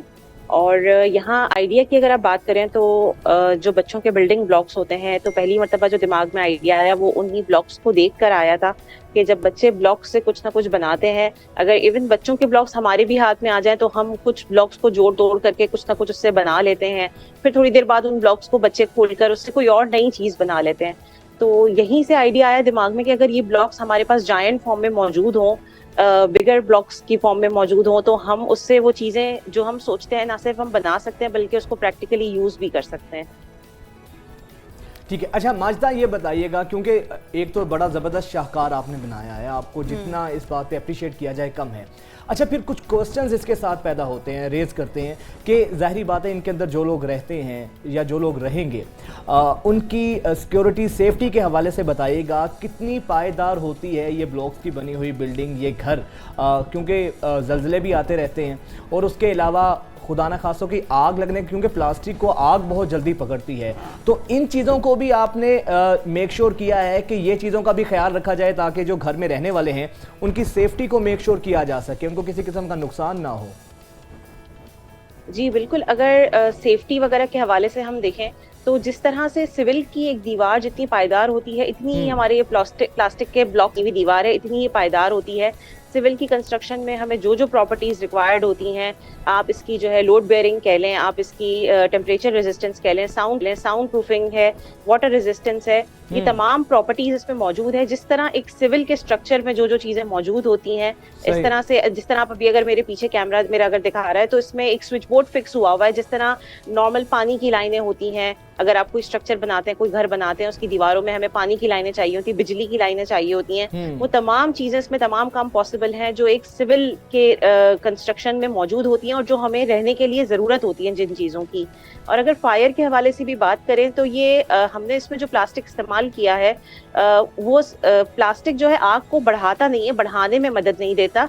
ये मोर देन 230 डिग्री के बाद जाके ये डी शेप होना शुरू होता है, मेल्ट हो जाता है, लेकिन ये आग को बढ़ाता नहीं है। ठीक। अच्छा माजिदा, ये बताइएगा, क्योंकि पाकिस्तान का शुमार उन ममालिक में होता है जहाँ पर बहुत शदीद गर्मी पड़ती है, गर्मी के हवाले से लोगों की ये ख्वाहिश होती है जो घर है उसके फीचर्स ऐसे हों कि गर्मी जो है ना वो ज़्यादा असरअंदाज ना हो। प्लास्टिक के हवाले से बताइएगा, गर्मी का इसमें ख्याल रखा गया है कि टेम्परेचर जो है वो नॉर्मल रहे घर का? जी बिल्कुल, इसमें इस बात का ख्याल रखा गया है कि इससे टेम्परेचर जो है, अगर आपके कमरे के अंदर अगर एसी चल रहा है या अगर आप सर्दियों की बात करें तो हीटर चल रहा है, तो इन ब्लॉक्स का जो स्ट्रक्चर है वो हॉलो है। हॉलो होने की वजह से इसमें से 1 डिग्री भी जो है टेम्परेचर ना बाहर का अंदर आ सकता है ना अंदर का बाहर जा सकता है। इस लिहाज से ये एनर्जी एफिशिएंट भी है कि अगर आपका हीटर चल रहा है, एसी चल रहा है, तो अगर जब बाहर की हिद्दत जो है या बाहर की ठंड अगर हमारे कमरे की दीवारों के जरिए, तो हमें जो भी अंदर हमारी डिवाइस चल रही होती है उसकी एनर्जी जो है वो ज्यादा इस्तेमाल होती है। लेकिन अगर 1 डिग्री भी अगर आपका बाहर से अंदर नहीं आ रहा है, चाहे वो सर्दी के हवाले से हो या गर्मी के हवाले से हो, तो अंदर आपके जो भी अप्लायंस चल रहा है वो एनर्जी एफिशिएंट है कि उससे रूम का टेम्परेचर वो मेंटेन रख सकता है। अच्छा माजिदा, ये बताइएगा कि आजकल तो वैसे ही आपको पता है जितनी महंगाई हो चुकी है, हर शख्स का ये ख्वाब होता है कि वो अपनी छत हो, जहाँ पर उसका अपना आशियाना हो, इज़्ज़त के साथ, इंटेग्रिटी के साथ अपनी ज़िंदगी बसर कर सके। बिल्कुल। ये जो घर है, इसकी कितनी, एक घर को बनाने में कॉस्ट कितनी आती है, लागत कितनी आती है, कीमत क्या होती है? ज़रा इस हवाले से भी हमारे व्यूअर्स से अपनी बात को, अपनी आइडिया को शेयर कीजिएगा। जी बिल्कुल, कॉस्ट जो है वो हमारे यहाँ सबसे ज्यादा इम्पोर्टेंट फैक्टर होता है किसी भी प्रोडक्ट का, क्योंकि जब तक अगर कॉस्ट में हमको एफिशिएंसी नहीं मिलती तो फिर ये हमारे लिए कहीं ना कहीं जो है वो लोग पीछे हट जाते हैं कि नहीं यार ये हम नहीं कर सकते। तो यहाँ इस बात को भी मद्देनजर रखा गया है कि ये रिसाइकल्ड प्लास्टिक से बने हुए हैं। अगर इनसे आप पर स्क्वायर फीट कंस्ट्रक्शन के हवाले से जब इसका आप कंपैरिजन करेंगे तो सिविल से जो हम काम करवाते हैं, सिविल ईंटों से जो दीवारें हमारी जो इमारत बनती है जिसमें सीमेंट बजरी सब कुछ लगता है, उसमें ट्रांसपोर्ट इतनी लगती है, लेबर इतनी इंटेंस चाहिए होती है रॉ मटेरियल्स के लिए, तो उसकी अगर हम कैलकुलेशन करें तो तकरीबन 6 से 7 हज़ार रुपए पर स्क्वायर फीट कंस्ट्रक्शन पड़ती है हमारी कन्वेंशनल सिविल की कंस्ट्रक्शन, जबकि इन ब्लॉक्स से जो है वो आप तकरीबन 4 से 5 हज़ार रुपए पर स्क्वायर फीट की कंस्ट्रक्शन कर सकते हैं। अच्छा, बिल्कुल ठीक है माजिदा, ये बताइएगा कि एक्सेलेंट जो भी आपने प्रोजेक्ट ये बनाया है, अफोर्डेबिलिटी के लिहाज से भी एक अच्छा है। दूसरा ये कि गवर्नमेंट लेवल पर कोई इसको एनओसी चाहिए होगा कि लोग इसमें रह सकते हैं, ये अप्रूव्ड है। दूसरा ये कि रिसाइकल प्लास्टिक से बना हुआ है, तो कोई इस पर कोई ऐसे मुज़र सेहत, कोई हेल्थ इश्यूज तो स्पेशली बच्चों को तो नहीं आएंगे? जी बिल्कुल, हमने इस बात का भी ख्याल रखा है कि ये प्लास्टिक जो है इसमें जो हमने इस्तेमाल किया है वो हार्डेस्ट फॉर्म ऑफ प्लास्टिक है। जो हमारे प्लास्टिक वेस्ट में जो सबसे ज़्यादा हार्डेस्ट फॉर्म ऑफ प्लास्टिक होता है उसको इस्तेमाल करते हुए हमने ये ब्लॉक बनाया है, और हमारे इन ब्लॉक्स की तमाम प्रॉपर्टीज, इसके मटेरियल के हवाले से तमाम सेफ्टी एंड सिक्योरिटी जो है वो टेस्टेड एंड सर्टिफाइड हैं। पॉलीमर डिपार्टमेंट से, जो यूनिवर्सिटी के पॉलीमर डिपार्टमेंट से ये टेस्टेड और सर्टिफाइड हैं, जो कि गवर्नमेंट और प्राइवेट सेक्टर दोनों में जो है एक्सेप्टेबल है इसकी सर्टिफिकेशन। गवर्नमेंट की तरफ से एक्सेप्टेबिलिटी है कि अगर कोई इस तरह से इन घरों में आकर रहता है तो गवर्नमेंट की तरफ से कोई एनओसी आपके जारी किया गया हो कि भाई जिनके पास एनओसी है यहाँ पर रेजिडेंट्स आकर रह सकते हैं, प्रॉपर इसको मेडिकल चेक होने के बाद, अप्रूव्ड होने के बाद? जी बिल्कुल, हमने जो यूनिवर्सिटी के पॉलीमर डिपार्टमेंट के पीएचडी डॉक्टर्स से जो है वो इसको सर्टिफाई कराया है एनएडी यूनिवर्सिटी से, और इसकी सर्टिफिकेशंस हमारे गवर्नमेंट पोर्टल्स पे भी एक्सेप्टेबल हैं। That's really nice. और अगर क्योंकि घर के अंदर ऐसा होता है, जो लोग भी यहाँ पर आएंगे उसके अंदर कोई सीनरीज या कुछ डेकोरेशन पीसेस, कोई वॉल क्लॉक लगाने के लिए इस ड्रिल मशीन का भी इस्तेमाल करेंगे इस प्लास्टिक में, तो वो क्या किया जा सकता है इस प्लास्टिक मटेरियल में? जी बिल्कुल, इसमें ये तमाम काम किए जा सकते हैं। ये दीवारें बनने के बाद, इस प्लास्टिक से दीवारें बनने के बाद इसको पेंट करना भी मुमकिन है, जिस तरह हम आम दीवार को पेंट करते हैं अपने घर की, इस तरह इनको पेंट किया जा सकता है। इन पे वॉलपेपर्स लगाए जा सकते हैं। इस वक्त अगर मेरे पीछे आप देख रहे हैं तो ये शो पीस लगा हुआ है, ये इसी तरह ड्रिल होके लगा हुआ है जिस तरह से एक नॉर्मल सिविल की दीवार में ड्रिल होके कोई भी शो पीस लगाए जा सकते हैं, जिस तरह आप कह रहे हैं रिक्वायरमेंट होती है। कितनी है? तेज हवाएं अगर चलती हैं, क्योंकि प्लास्टिक है, जो मटेरियल दूसरा सीमेंट का होता है तो बड़ा हैवी और मजबूत होता है, तो प्लास्टिक के अंदर विंड रेजिस्टेंस कितनी है? इसके अगर आप प्लास्टिक के हवाले से सोचें तो बहुत से लोगों के जहन में ये ख्याल आता है कि ये धक्का लगने से गिर तो नहीं जाएगा, तेज हवा में तो नहीं गिर जाएगा, बारिश में तो नहीं गिर जाएगा। तो एक तो इसका स्ट्रक्चर इस तरीके से बनाया हुआ है हमने, इसकी जो प्लास्टिक के ब्लॉक की जो डिजाइनिंग है वो इस तरह से की हुई है कि वो आपस में जब इंटरलॉक होते हैं तो उसकी स्ट्रेंथ जो है वो मल्टीप्लाई हो जाती है, और वो इसी तरह रेजिस्ट कर सकते हैं। अच्छा, लास्टली माजिदा, मैं आपसे ये सवाल करना चाहूंगा कि अगर एक शख्स एक 2-3 मरले का या 5 मरले का घर बनाना चाहता है, तो ये जो घर जो आपने पेश किया है मॉडल, कितनी कॉस्ट इस पर आएगी? अगर आप अच्छा देखिए, इसका जो सबसे बड़ा फायदा है ना वो कस्टमाइजेशन है। ऐसा नहीं है कि अगर 5 मरले का घर है तो आपने 5 मरले के हिसाब से ही इसकी कैलकुलेशन करनी है। अगर आपने वहाँ पे उससे छोटा घर बनाना है, आपने उसमें डिविजन्स बनाने हैं, तो इसकी जो कैलकुलेशंस है ना वो हमारी कस्टमर की रिक्वायरमेंट के हिसाब से होती है कि जितने फीट का उन्होंने बनाना है इसकी पर कोई रफ एक आइडिया माजिदा आप देना चाहती हूँ, क्योंकि हमारे व्यूअर्स बहुत ज़्यादा इंटरेस्टेड होंगे इस चीज़ को देखने में, तो उनको आइडिया हो सके, कोई रफ आइडिया हो, 20 लाख, 25 लाख, 30 लाख? जी, तकरीबन अगर आप एक कमरे की बात करें तो 10 बाय 12 फीट का जो एक कमरा होता है उसकी कॉस्ट तकरीबन 6 लाख रुपए आती है, एक कमरा बनाने की कॉस्ट। एक कमरा बनाने की कॉस्ट जो है वो तकरीबन 6 लाख आती है। बहुत शुक्रिया माजिदा मोहम्मद मौजूद थी। और ये जो एक एडवांस टेक्नोलॉजी, वेस्ट मटेरियल से ऐसे ब्रिक्स बनाए गए हैं प्लास्टिक के जो कि वाटर रेजिस्टेंस भी है, जिनमें विंड रेजिस्टेंस भी है। आप पूरे के पूरे ब्लॉक्स और घर बना सकते हैं टेम्परेरी, खुदा न खास्ता कहाँ जहाँ पर स्पेशली उन एरियाज में जहाँ पर कुदरती आफात आती हैं, उसके बाद रिहैबिलिटेशन में सबसे अच्छी चीज ये है फिजा इस चीज की कि इसमें तमाम चीजों को मेक श्योर किया गया है, सिक्योरिटी के हवाले से, घर की सेफ्टी के हवाले से, तो ये बहुत अच्छी चीज़ है। अच्छा जी, अब आगे बढ़ते हैं। वैसे तो जब से ये सोशल मीडिया आया है, हर चीज़ के कुछ फ़ायदे भी होते हैं, कुछ उसके डिसएडवांटेजेस भी होते हैं, लेकिन सोशल मीडिया से एक चीज़ फिजा हमें जो देखने में मिली है, वो क्या है जी? कोई भी चीज़ हो, सच हो या झूठ हो, वो फ़ौरन से पहले वायरल कर दी जाती है और वो लोग धड़ाधड़ वायरल करने लगते हैं, लोगों की इज्जतें उछाली जाती हैं। वो एक बच्ची की वीडियो जो वायरल हुई है, आप उसकी बात कर रहे हैं? मैं उसी पर आ रहा हूँ। किसी भी मुल्क के खिलाफ प्रोपेगेंडा के लिए यूज़ किया जाता है। अच्छा, ये 2-4 दिनों से ये वीडियो बहुत ज़्यादा गर्दिश कर रही है और इसको कहा यह जा रहा है कि पाकिस्तान में जो हमारे खासतौर पर एक मखसूस तबका है, वो ये कह रहे हैं कि ये जनाब साहब एक लड़की से जबरन उसकी शादी पर मौलवी साहब जो है ना निकाह पर दस्तखत करवा रहे हैं। कम एज की लड़की है और उससे जबरदस्ती जो है वो निकाह पढ़वाया जा रहा है और इस वजह से वो इतना चीखो पुकार आहो बका कर रही है। ये बाकायदा इस वीडियो को देखने के बाद, इसकी रियलिटी को जानने के बाद इसको इस कंटेंट के साथ वायरल किया जा रहा है। ये एक मखसूस तबका तो नहीं, ये कुछ लोग हैं ऐसे जो कि इस तरह की हरकत कर रहे हैं और इस तरह की चीज़ों को बता के इस्लाम को, पाकिस्तान को बदनाम करने की कोशिश की जा रही है। अच्छा, ये जो वीडियो है इसका ना तो पाकिस्तान से कोई ताल्लुक है, बांग्लादेश की ये वीडियो है, ना ही इसका इस्लाम से कोई ताल्लुक है। ये असल वाकया ये है कि ये जो लड़की है जिसे ज़बरदस्ती दस्तखत करवाए जा रहे हैं, ये एक स्टोर में काम करती थी, तो वहाँ पर इसने कन्फेस किया कि चोरी हुई और चोरी पकड़ी गई। तो जो कन्फेशन स्टेटमेंट होती है, जो चोरी का बयान था, ये उस पर उससे दस्तखत लिए जा रहे हैं। बांग्लादेश के अंदर है। आप अंदाजा करें, अगेन कंफर्म कर दें कि ये बांग्लादेश की स्टोरी है, ये बांग्लादेश के अंदर, और ये किसी निकाह पर दस्तखत नहीं करवाए जा रहे, निकाह पर दस्तखत नहीं किए जा रहे। इस्लाम के अंदर या पाकिस्तान के अंदर ऐसा कोई कॉन्सेप्ट नहीं है कि 18 साल से पहले बच्ची की शादी ज़बरदस्ती इस तरह से करवाई जा सके। इस्लाम में भी ऐसा नहीं है, हमारा आइन भी 18 साल से कम उम्र की जो शादी है उसको इलीगल कहता है। बल्कि जहां एरियाज़ में, कुछ बहुत दूर दराज के एरियाज़ में ऐसी शादी अगर हो भी रही हो, उसको रिपोर्ट कर दिया जाए तो फौरी तौर पर पुलिस जाकर उस शादी लोगों को ये तासुर गया ना, क्योंकि वो जो ज़बरदस्ती दस्तखत करवा रहे हैं, उनकी दाढ़ी है, उन्होंने कहा ये कोई निकाह खाए मौलवी साहब हैं और उस बच्ची से ज़बरदस्ती हो रही है, तो इसका मतलब ये निकाह करवाया जा रहा है। तो ये लोग धड़ाधड़ जो शेयर कर रहे हैं, तो उनसे भी हमारी रिक्वेस्ट है कि कम से कम सबकी ये जिम्मेदारी बनती है, किसी भी चीज़ को शेयर करने से पहले आप कंफर्म कर लें कि इस वीडियो में हकीकत क्या है, इसका ताल्लुक किस चीज़ से, क्योंकि हमारी छोटी सी इस गलती से इस्लाम और पाकिस्तान की बदनामी का बाइस बनती हैं ये चीज़ें। एब्सोल्युटली। ब्रेक के बाद हाजिर होते हैं, स्टे विद अस।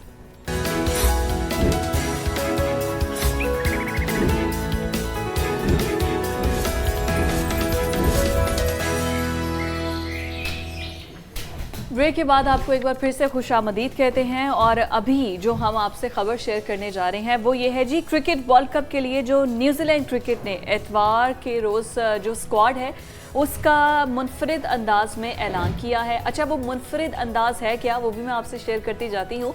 मुनफरिद अंदाज में जो ब्लैक कैप्स की जानिब से जो माइक्रो ब्लॉक जो ये की गई है, उनका फैमिली मेंबर्स की जानिब से, जितने ये खिलाड़ी हैं उनके फैमिली मेंबर्स की जानिब से अनाउंसमेंट की जा रही है। तो ये एक बड़ी मजे की है कि कौन कौन इस स्क्वाड का हिस्सा है, उनके फैमिली के बच्चे जो हैं वो ऐलान कर रहे हैं। तो ये बड़ा मजे का एक वैसे आइडिया है। अच्छा, सोशल मीडिया पर इसको बहुत अप्रिशिएट किया जा रहा है, क्योंकि स्टार्स जो होते हैं इनकी जिंदगी तो सामने होती है, तो लोग इन स्टार्स की फैमिलीज को भी देखना चाहते हैं, उनके बच्चों को भी देखना चाहते हैं। नाम क्या तो बड़ा यूनिक आइडिया है बिलोंगिंग, कि जो छोटे बच्चे हैं ना उनके साथ आपकी बिलोंगिंग, और उसके बाद उसके साथ वो जो छोटे बच्चे हैं वो आके अपने जो फादर हैं उसका नाम ले रहे हैं कि हम जो है वो स्क्वाड का हिस्सा हैं।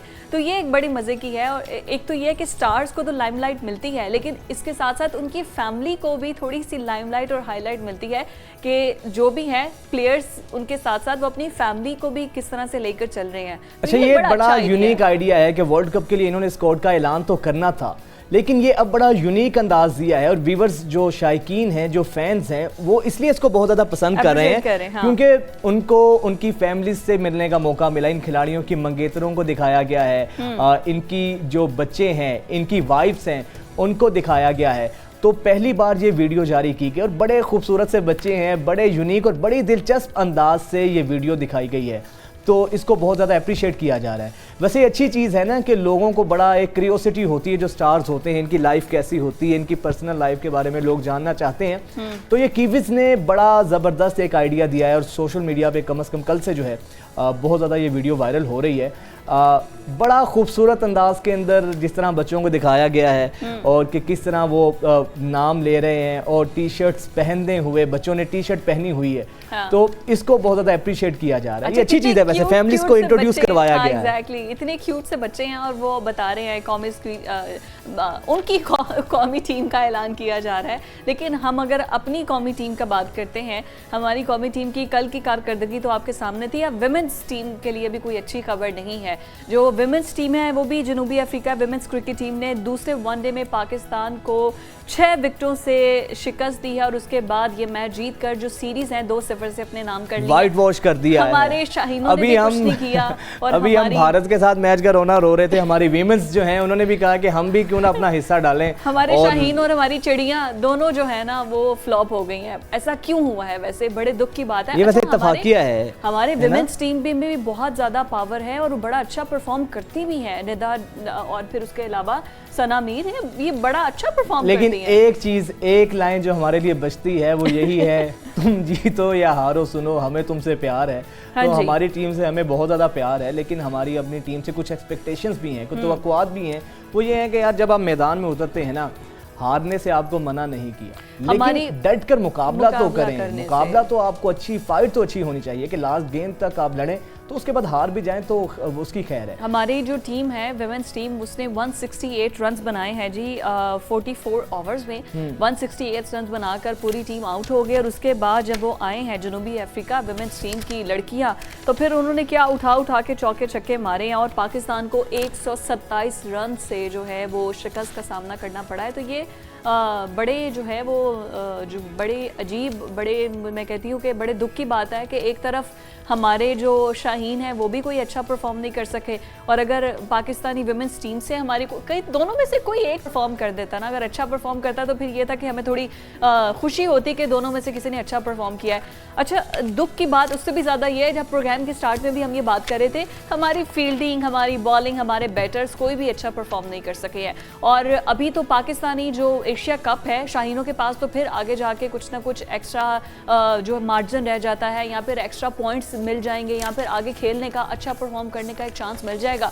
लेकिन ये जो पाकिस्तानी विमेंस टीम ने जो किया है ना, वाइट वॉश कर दिया है, 2-0 से जो जनूबी अफ्रीका की टीम है वो जीत गई है। तो फिर पाकिस्तानी विमेंस के लिए तो कोई सेकंड चांस अभी बचा नहीं है। लेकिन ऑल्दो डीमोटिवेट नहीं होना चाहिए, क्योंकि स्पोर्ट्समैनशिप यही होती है और स्पोर्ट्स यही कहा होता है कि वो जीतता है, कोई हारता है, और अगर आज हम हार रहे हैं तो कल हम जीत भी जाएंगे, क्योंकि अच्छे मैचेस और अच्छी परफॉर्मेंस जो है ना वो हर टीम पेश करती है।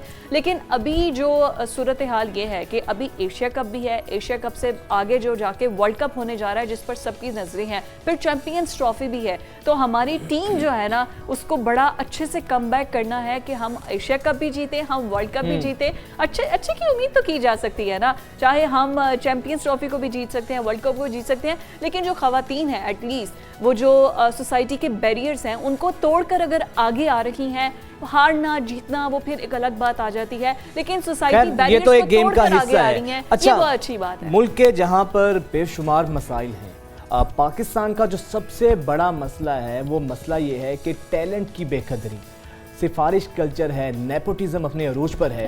तो होता फिर ये है कि वो नौजवान जिसको अल्लाह ताला ने तो बेपनाह सलाहियतों से नवाजा होता है, टैलेंट भी उस पर बेशुमार होता है, लेकिन दुख तब होता है कि जब एक टैलेंट इस तरह पाकिस्तान के अंदर उसको प्रमोट तो किया जाना दरकिनार है, जब उसकी नाकदरी की जाती है।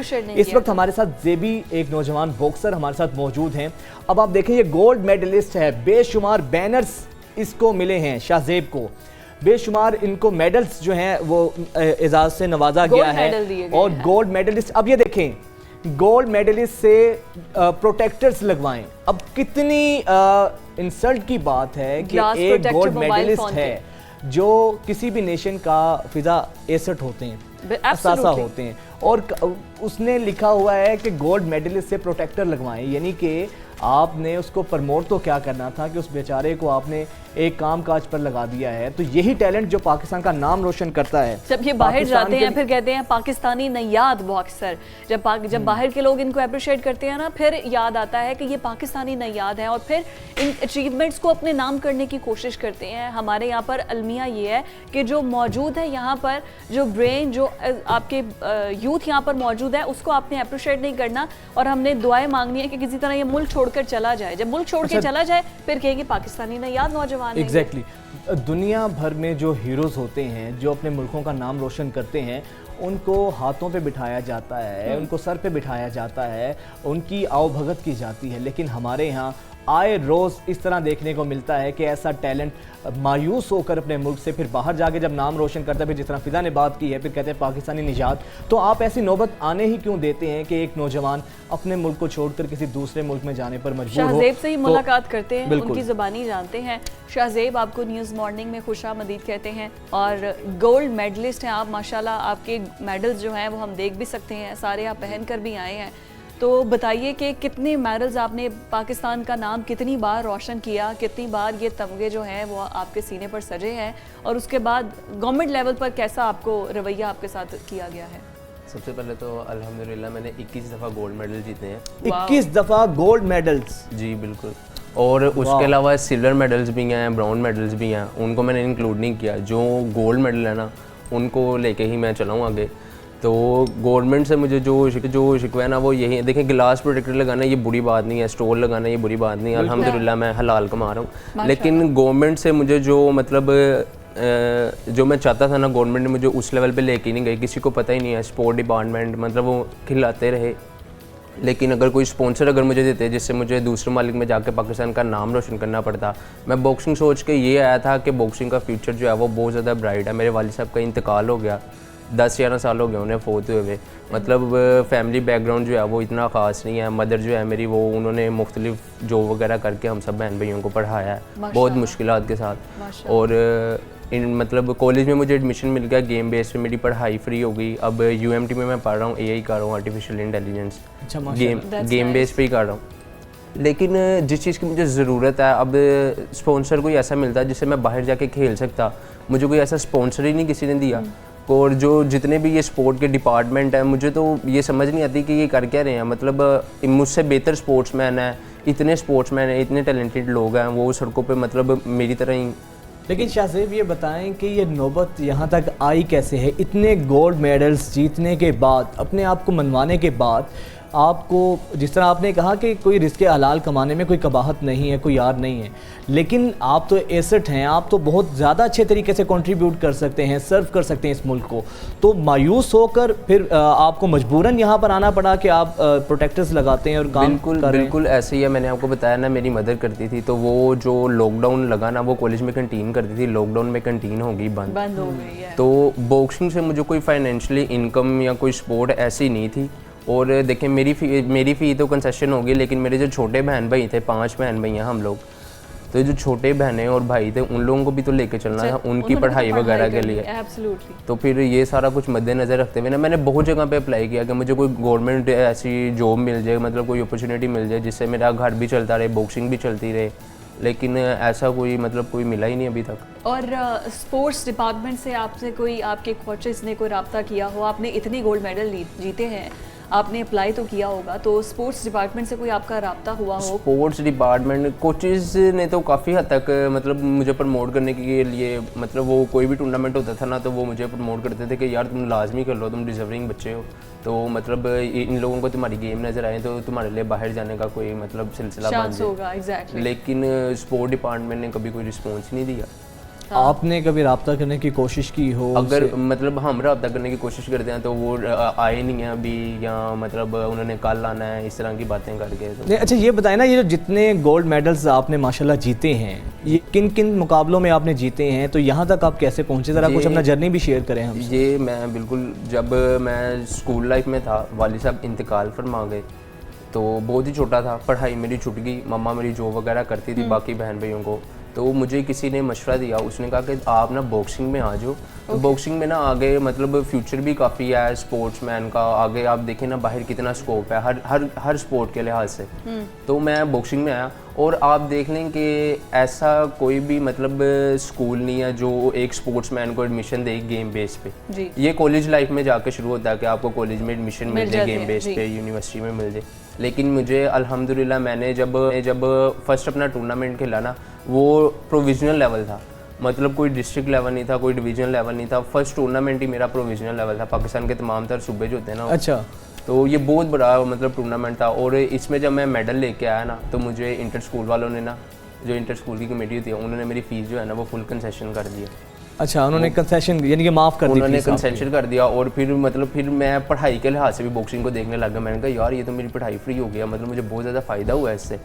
तो मेरा ज़हन बना कि अपने बहन भाइयों को भी मैं स्पोर्ट्स में लेके आऊँगा। फिर मैं कॉलेज लाइफ में आया, तो कॉलेज लाइफ में भी मैंने इसी तरह, इतना अच्छा बॉक्सर था, मेरी कॉलेज लाइफ में भी कॉलेज की फ़ीस जो है वो फ्री हो गई और इसी में भी फ्री हो गई। लेकिन अब जो मैं देखता हूँ ना, अब मैं कहता हूँ कि मतलब ठीक है पढ़ाई की हद तक बॉक्सिंग ठीक है, लेकिन अगर आगे लेके जाने की बात करें ना, तो वो हमारे मुल्क में ऐसा कोई सरमाया है ही नहीं कि भाई कोई सपोर्ट करे, कोई आपको ऐसा स्पॉन्सर मिले, कोई गवर्नमेंट आपको ऐसी अपॉर्चुनिटी ऐसा आपके साथ कोऑपरेट करे, कोई आपको प्लेटफॉर्म दे। लेकिन यहाँ पे कुछ है ही नहीं। फिर मैं सोचता हूँ कि अपने बहन भाइयों को क्या मतलब आगे स्पोर्ट्स में लेके आऊँ, एग्जैक्टली, जब कोई आगे कुछ फ़ायदा ही नहीं होना उनको। अच्छा, मुझे ये बताइए कि आपकी जर्नी तो आपने शेयर कर दी है, दूसरा ये कि आपके कोचेस ने कोशिश की कि आपको प्रमोट किया जा सके। हाँ जी, कोचेस। अभी आपने बताया कि आप अपनी स्टडी कर रहे हैं और गेम बेस पर ही आपको एडमिशन मिला है, तो अगर फ्यूचर क्या देखते हैं, अगर आपको गवर्नमेंट लेवल पे नहीं सराहा जाता है तो फिर आगे क्या आप बॉक्सिंग को क्विट कर देंगे?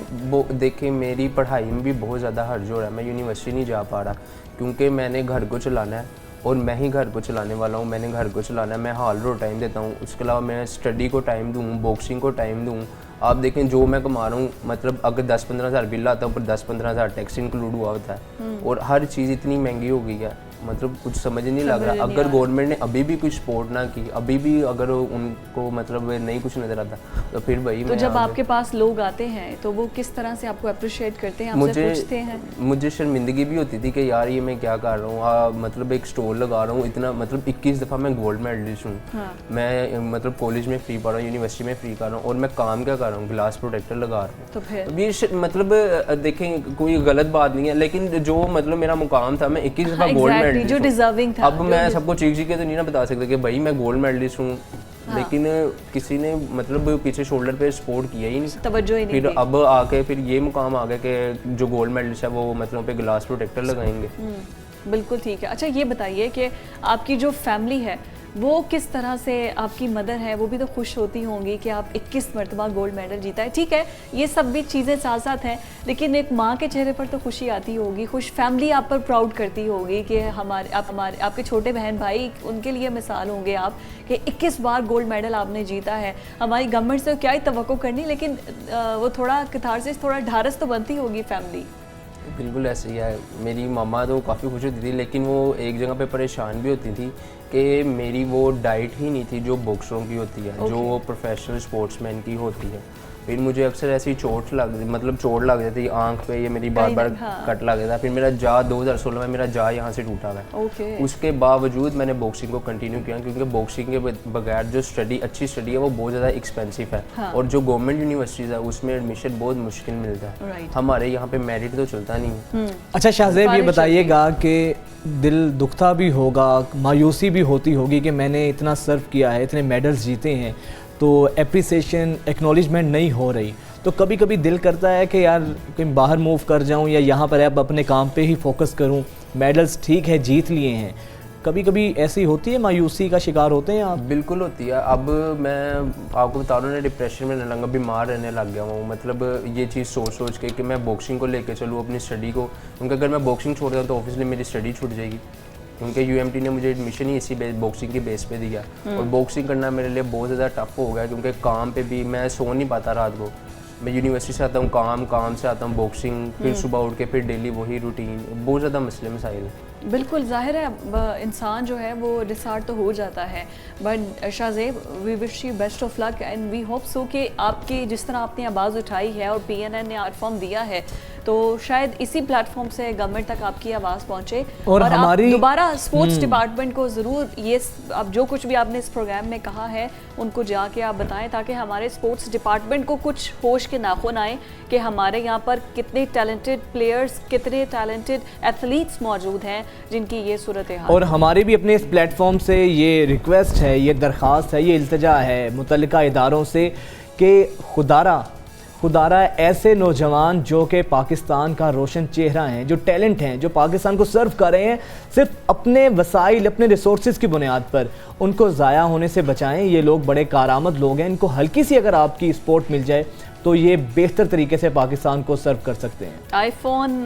जो है यूज़र्स, उनके लिए ख़बर ये है कि आईफोन अपना नया मॉडल जो है वो मुतारिफ करवाने जा रहा है आज। उसकी अच्छा। अब तो आईफोन भी क्या एक बला है ना। अच्छा, आईफोन लवर्स मेरा ख्याल है पूरा साल इस दिन का, इस लम्हे का वेट करते हैं। उसमें आप भी इंक्लूड हैं और मैं भी उसमें इंक्लूड हूं। आईफोन अब चेंज होगा नया। अच्छा, वैसे समझ नहीं आती है कि फीचर्स में कोई ज्यादा खास चेंजिंग होती नहीं है, हाँ। लेकिन फिर भी जो एक आदत है आईफोन लवर्स जो हैं उनके लिए बहुत खुशी की खबर है कि आईफोन 15 जो है अब लॉन्च होने जा रहा है। इसमें फीचर्स क्या हैं और उस सबसे ज्यादा कि उसकी प्राइस क्या होगी, आपको कितने एक्स्ट्रा आप देने पड़ेंगे, ये अब आपको पता चलेगा। ये स्पेशल एक पैकेज हमने तैयार किया है आईफोन के फीचर। आपका है इरादा खरीदने का? $200 तैयार रखें, अभी सिर्फ ये इरादा किया है, इससे ज्यादा भी कीमत हो सकती है। और हमारे यहाँ पर जिस तरह से डॉलर्स की प्राइस आगे बढ़ रही है ना, तो मुझे लगता है कि वो 60 से 70 हज़ार तक चला पिछली जाएगा। ये सिर्फ $200 का नहीं है, जो पिछली प्राइस है ना आईफोन 14 की, उसमें एडिशन होगा, एडिशनल चार्जेस हैं। क्योंकि तो आप अगर किसी भी आप Apple खरीदना Store पे चाहते जाएंगे, हैं हाँ। तो आपको पता नहीं क्या कुछ अपना जो है ना कुछ चीज़ें बेचनी होंगी, क्योंकि इन हालात के अंदर हर किसी के लिए तो अफोर्ड करना आसान नहीं है, बहुत मुश्किल है। एब्सोल्युटली। लेकिन फिर इतने शशके में आपको जाने की जरूरत भी नहीं है। आप नहीं, लेकिन वो फिर किसी ने कहा है ना शौक का कोई मोल नहीं होता। हाँ, तो बस आपको फिर शौक के पूरा करने के लिए कुछ डॉलर्स ऊपर देने पड़ेंगे। ब्रेक के बाद हाजिर होते हैं।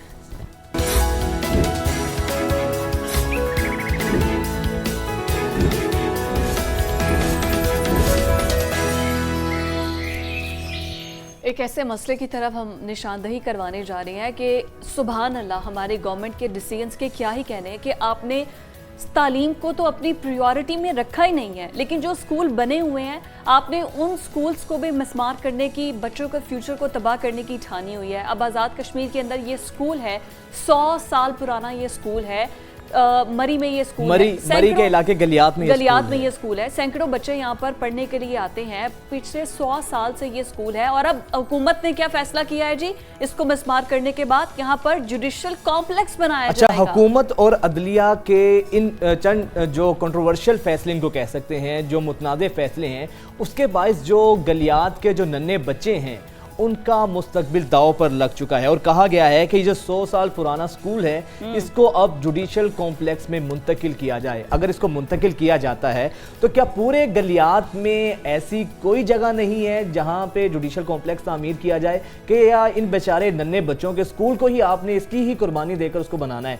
ये सारे मामले पर बात करने के लिए हमारे नुमाइंदा अरसलान अयाज इस वक्त वहां पर मौजूद हैं। अरसलान, बताइएगा ये मामला है क्या? अब फैसला तो दे दिया गया है, अदालत ने भी अहकामात जारी कर दिए हैं कि स्कूल की जगह जुडिशल कॉम्प्लेक्स तामीर किया जाएगा, उसमें कन्वर्ट किया जाएगा। तो फिर ऐसे में नन्हे बच्चे कहाँ जाएंगे? ऑल्टरनेट क्या है इनके पास? जी बिल्कुल, मैं इस वक्त उसी स्कूल के अंदर मौजूद हूँ। मेरे लेफ्ट और राइट के ऊपर इस स्कूल जो कि तकरीबन इसकी 100 साल की तारीख है। एग्जैक्टली इस जगह का नाम ये जिगा गली के मुकाम पर यह स्कूल है, MC हाई स्कूल, जिसका एब्रीवेशन है म्यूनिसिपल कमेटी का ये स्कूल है। अब क्योंकि बिल्कुल इसके साथ ही जो एग्जिस्टिंग मरी का जो कोर्ट्स हैं वो भी यहाँ पे साथ ही मुल्क है। अब ये एक जो पंजाब बोर्ड ऑफ रेवेन्यू के मेंबर हैं, उन्होंने एक लेटर लिखा है इंतज़ामिया को कि वो इस स्कूल की पोजीशन जो है वो हाई कोर्ट के ऑर्डर्स के मुताबिक इसको जो है वो अदलिया को दे दें और इस स्कूल को जो है यहाँ से ख़त्म किया जाए। तो इस सारी सूरत के अंदर अभी यहाँ पर जो है वो बड़ा डिवाइडेड ओपिनियन है। कुछ मेजॉरिटी जो लोग हैं वो इस हक में नहीं है कि ये एक तारीखी स्कूल है, बहुत सी जनरेशन्स ने यहाँ से इल्म हासिल किया और बड़ी बड़ी सर्विसेज मुल्की लेवल के ऊपर दी। इसको यहाँ से वो मुंतकिल करने के हक में नहीं है। जबकि दूसरी तरफ लीगल फर्टर्निटी है, उनका ये कहना है कि क्योंकि मरी को डिस्ट्रिक्ट का दर्जा दे दिया गया था और उसके बाद यहाँ पर तमाम डिस्ट्रिक्ट कोर्ट्स की ज़रूरत है, जैसे कि बैंकिंग कोर्ट्स हैं, एंटी टेररिस्ट कोर्ट है, एहतसाब है, तो उस सब के लिए वो इसी जो एग्जिस्टिंग जुडिशल कम्प्लेक्स है जो स्कूल से मुल्क है उसको एक्सटेंड करके इस स्कूल की जगह पर वो ये बिल्डिंग बनाना चाहते हैं। एब्सोल्युटली, ये तो फैसला आ गया। अरसलान, हम चाहेंगे कि हमारे नाजरीन को आप तो एक स्कूल दिखाएं कि 100 साल पुराना ये स्कूल है, तो ये सकाफत में भी अपनी मिसाल आप होगा, तारीखी विरसा होगा ये, और कितने एरिया पर मुहित है ये। क्लासरूम्स दिखाइए, यहाँ पर जो स्टूडेंट्स हैं, छोटे नन्हे बच्चे हैं, उनसे बात करवाइए, उनके जज्बात किस तरह से मुतासर हुए हैं जब उनको पता चला कि उनका स्कूल गिरा दिया जाएगा।